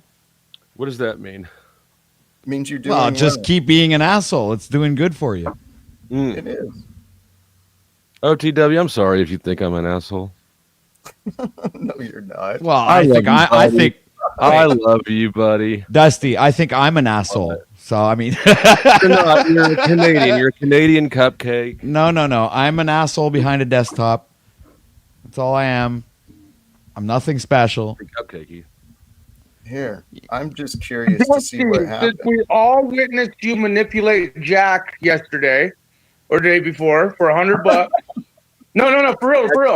Well, who did he really manipulate? I saw him manipulate Jack. Let me fucking cook. Wasn't it Landry that got manipulated in this thing? No. Well, let me cook for a minute. So Dusty fucking went in because Landry wanted to pay $100 to talk to Jack. And then Dusty's little ass manipulated Jack, saying, "Oh, hey, Jack," because he wanted that $100. Jack, I'm making new connections. I'm meeting all kinds of new people. My channel's growing, and it would be beneficial to you because he was insinuating that he's going to hook Jack up with some of these people he's working with, new and not blah. So he got the $100. Jack showed up. I literally said, you know what's funny is Dusty has had many connections already for months and months and months. When has he ever hooked Jack up with any of those people to date yet? And Jack says never. So the question is Jack said he wants to talk to Andrew Wilson or someone for 30 minutes or whatever. Are you going to fulfill your promise of the manipulation tactics you used on him the other day? First of all, because if you really wanted to help him connect, you could have done it a long time ago. Snafu. Thank you. Since you've spent a lot more time. Oh, and also you need to fix my car. That would help the How is this dude going to ask me for money while talking shit? It's amazing. I know. Anyways, I'm not going to respond to him. It's a dumb question. Yeah, it's in time. It's a manipulative question in and of itself. So fair enough. I agree. So Snafu, you're a fucking coward, Jack. No, I'm not a coward. What I am, Snafu, is a man of faith, and I know that pressing people, insulting people, that's not the best way to get what you want. You got to respect people, and I respect the Powder Dusty, believe it or not. So, Snafu, I really, really want to respect you too. I really do. Okay, Dusty, at this point, I don't care if you rip him off $1,000 now. Jack deserves everything he gets. I would never hook Jack up with any of your connections. You keep making false promises to him because he's an idiot. So I actually support Dusty manipulating you now. Holy. I Okay, actually but support snafu. his lies manipulation. Snafu. You should let me grip this. Snafu, you should help finance my operation manipulating Jack. Right. You've got my Cash App. Feel free to dono to it. Exactly. And Snafu, exactly what you're accusing the Powdered Dusty of doing. Having connections and not offering, not using them. Hello, Mr. Snafu. Remember bragging about your connection to Owen? What's his Dusty, you name? fix my car. I'll be doing on the car shit, and yeah, I'll get your grift going. So, Dusty, do something right for the community. Fix the ill man's car. Now, here, Jack. If you want to be manipulated, as usual, that's on you. Okay, I know what Dusty did there, and I didn't like it. But now that I see you're so delusional and such an idiot and cupcake, just because he's here on your channel now, because that's not what you said privately. That's not what you've been saying privately about what he did. Snafu, it sounds like you ignored my explanation again. And privately, I wasn't arguing with you. I said, yeah. No. I'm all for Dusty manipulating, use you as much as he wants now. And I think he needs to fix the ill man's car. Snafu, Go, unfortunately, Dusty, go. I'm out of funds to continue my manipulation operation. So unless you can send back the Cash App I sent you, Landry might want to talk to Daddy or OTW. I told them 100. If Jack's worth 100, Landry should pay OTW or Paul money, and then. But see, Paul and OTW are smart enough that they would say, "I want half of that money." So you kind of will lose out there, Dusty, because Jack. Do you want me to explain the concept that I was working with, or do you? Go ahead. I saw you promise him that you would connect him with Future. You said, "I'm growing and I'm making new." I can't make promises. I can't make promises on other people's behalf. Right. So I can't. If we were to review the footage. Can we review the footage? Snafu, review it on your channel. No, but Snafu, the concept that I was really trying to, kind of bark at Jack, I suppose I sort of barked it, was that if you build up, good sentiment in other people, if you do nice things for other people, they'll do nice things for you, right? And that's the thing that I was talking to. Right. So Jack said, what do I get out of it? Who knows? But it doesn't really hurt to have people out there in the world thinking good of you. This is where you have failed, Snafu. Everybody thinks ill of you because you run around attacking people constantly. You know what? Thank you. And that's what I recognize too. I mean, had I been more loyal and spent a lot more time over on Dusty's channel, maybe I would have those ideas, but I haven't. And the idea is, he's growing and timing is important. But Snafu, you've received a lot of feedback today. And I really, really hope you kind of listen because you could learn from that as well. Exactly what he said. People are much more inclined to cooperate. You know what I'm going to do? I'm going to strike the fuck out of your channel with the strike team today, Jack Talcott. Because you want to play this Nazi cupcake when we could review the footage. No, we could you manipulate, you fucking lying stack of shit, Taylor. You lied just now. If you review Jack, you're a piece of shit too right now, Jack. Get those caterpillars shaved and quit your Nazi shit. Well, if that's how I am, I'm just going to roll with it, Mr. Snafu. So why don't you try and return when you find me not a piece of shit again? In other news, best thing about Nazi cupcakes, they're made out of actual Jews, 50% more per serving, over 6 million served at this point. Oh my God. Thank you. Nice TOS bomb. Perfect twist to everything. It works. Paul's getting big mad because we're cupcaking. No. Are you projecting onto me again that because I'm making a joke based off what he said? No. Yeah, if you could not try to start your next fight with me. I don't know how TOS works.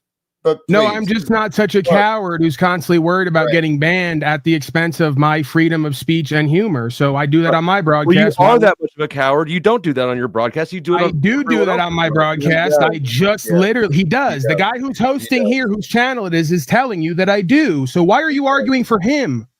Please. He makes Holocaust jokes on his channel. This is why, Jack, I don't want to be here with this character. He has a one-trick, non-trick pony. He's a one-trick, non-trick pony.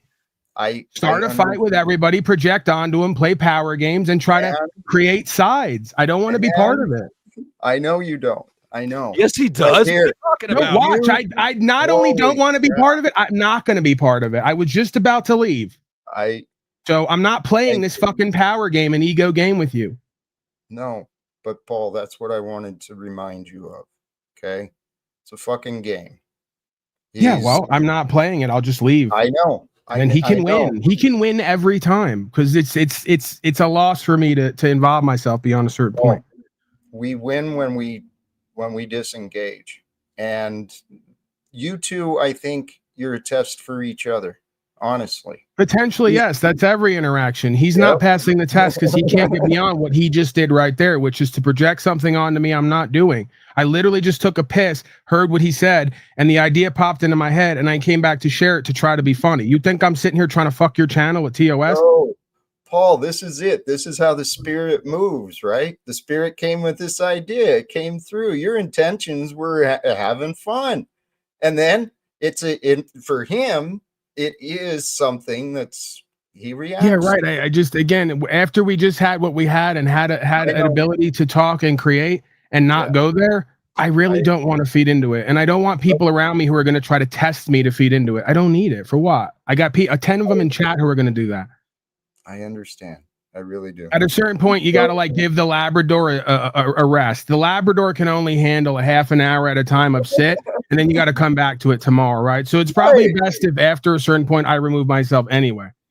We did enough sit and roll over for one day. You know, we don't want to push too much on me. Oh, absolutely. I got to process this already. I know, dude.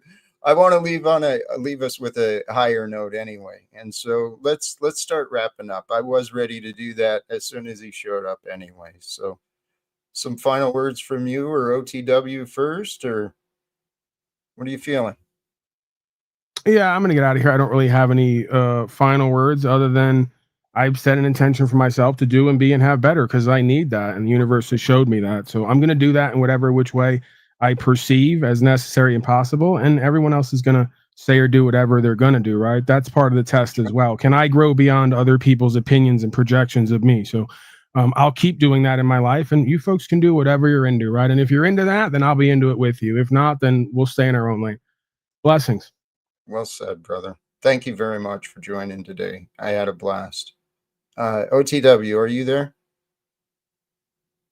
Okay. I think he's mentioned he may have had a call, and Powder Dusty, do you understand what I did? Why I did it? Because yes, I do. You put me in back because Paul is sensitive and skittish, and you needed to calm down the dog who's been kicked too many times. Some of that.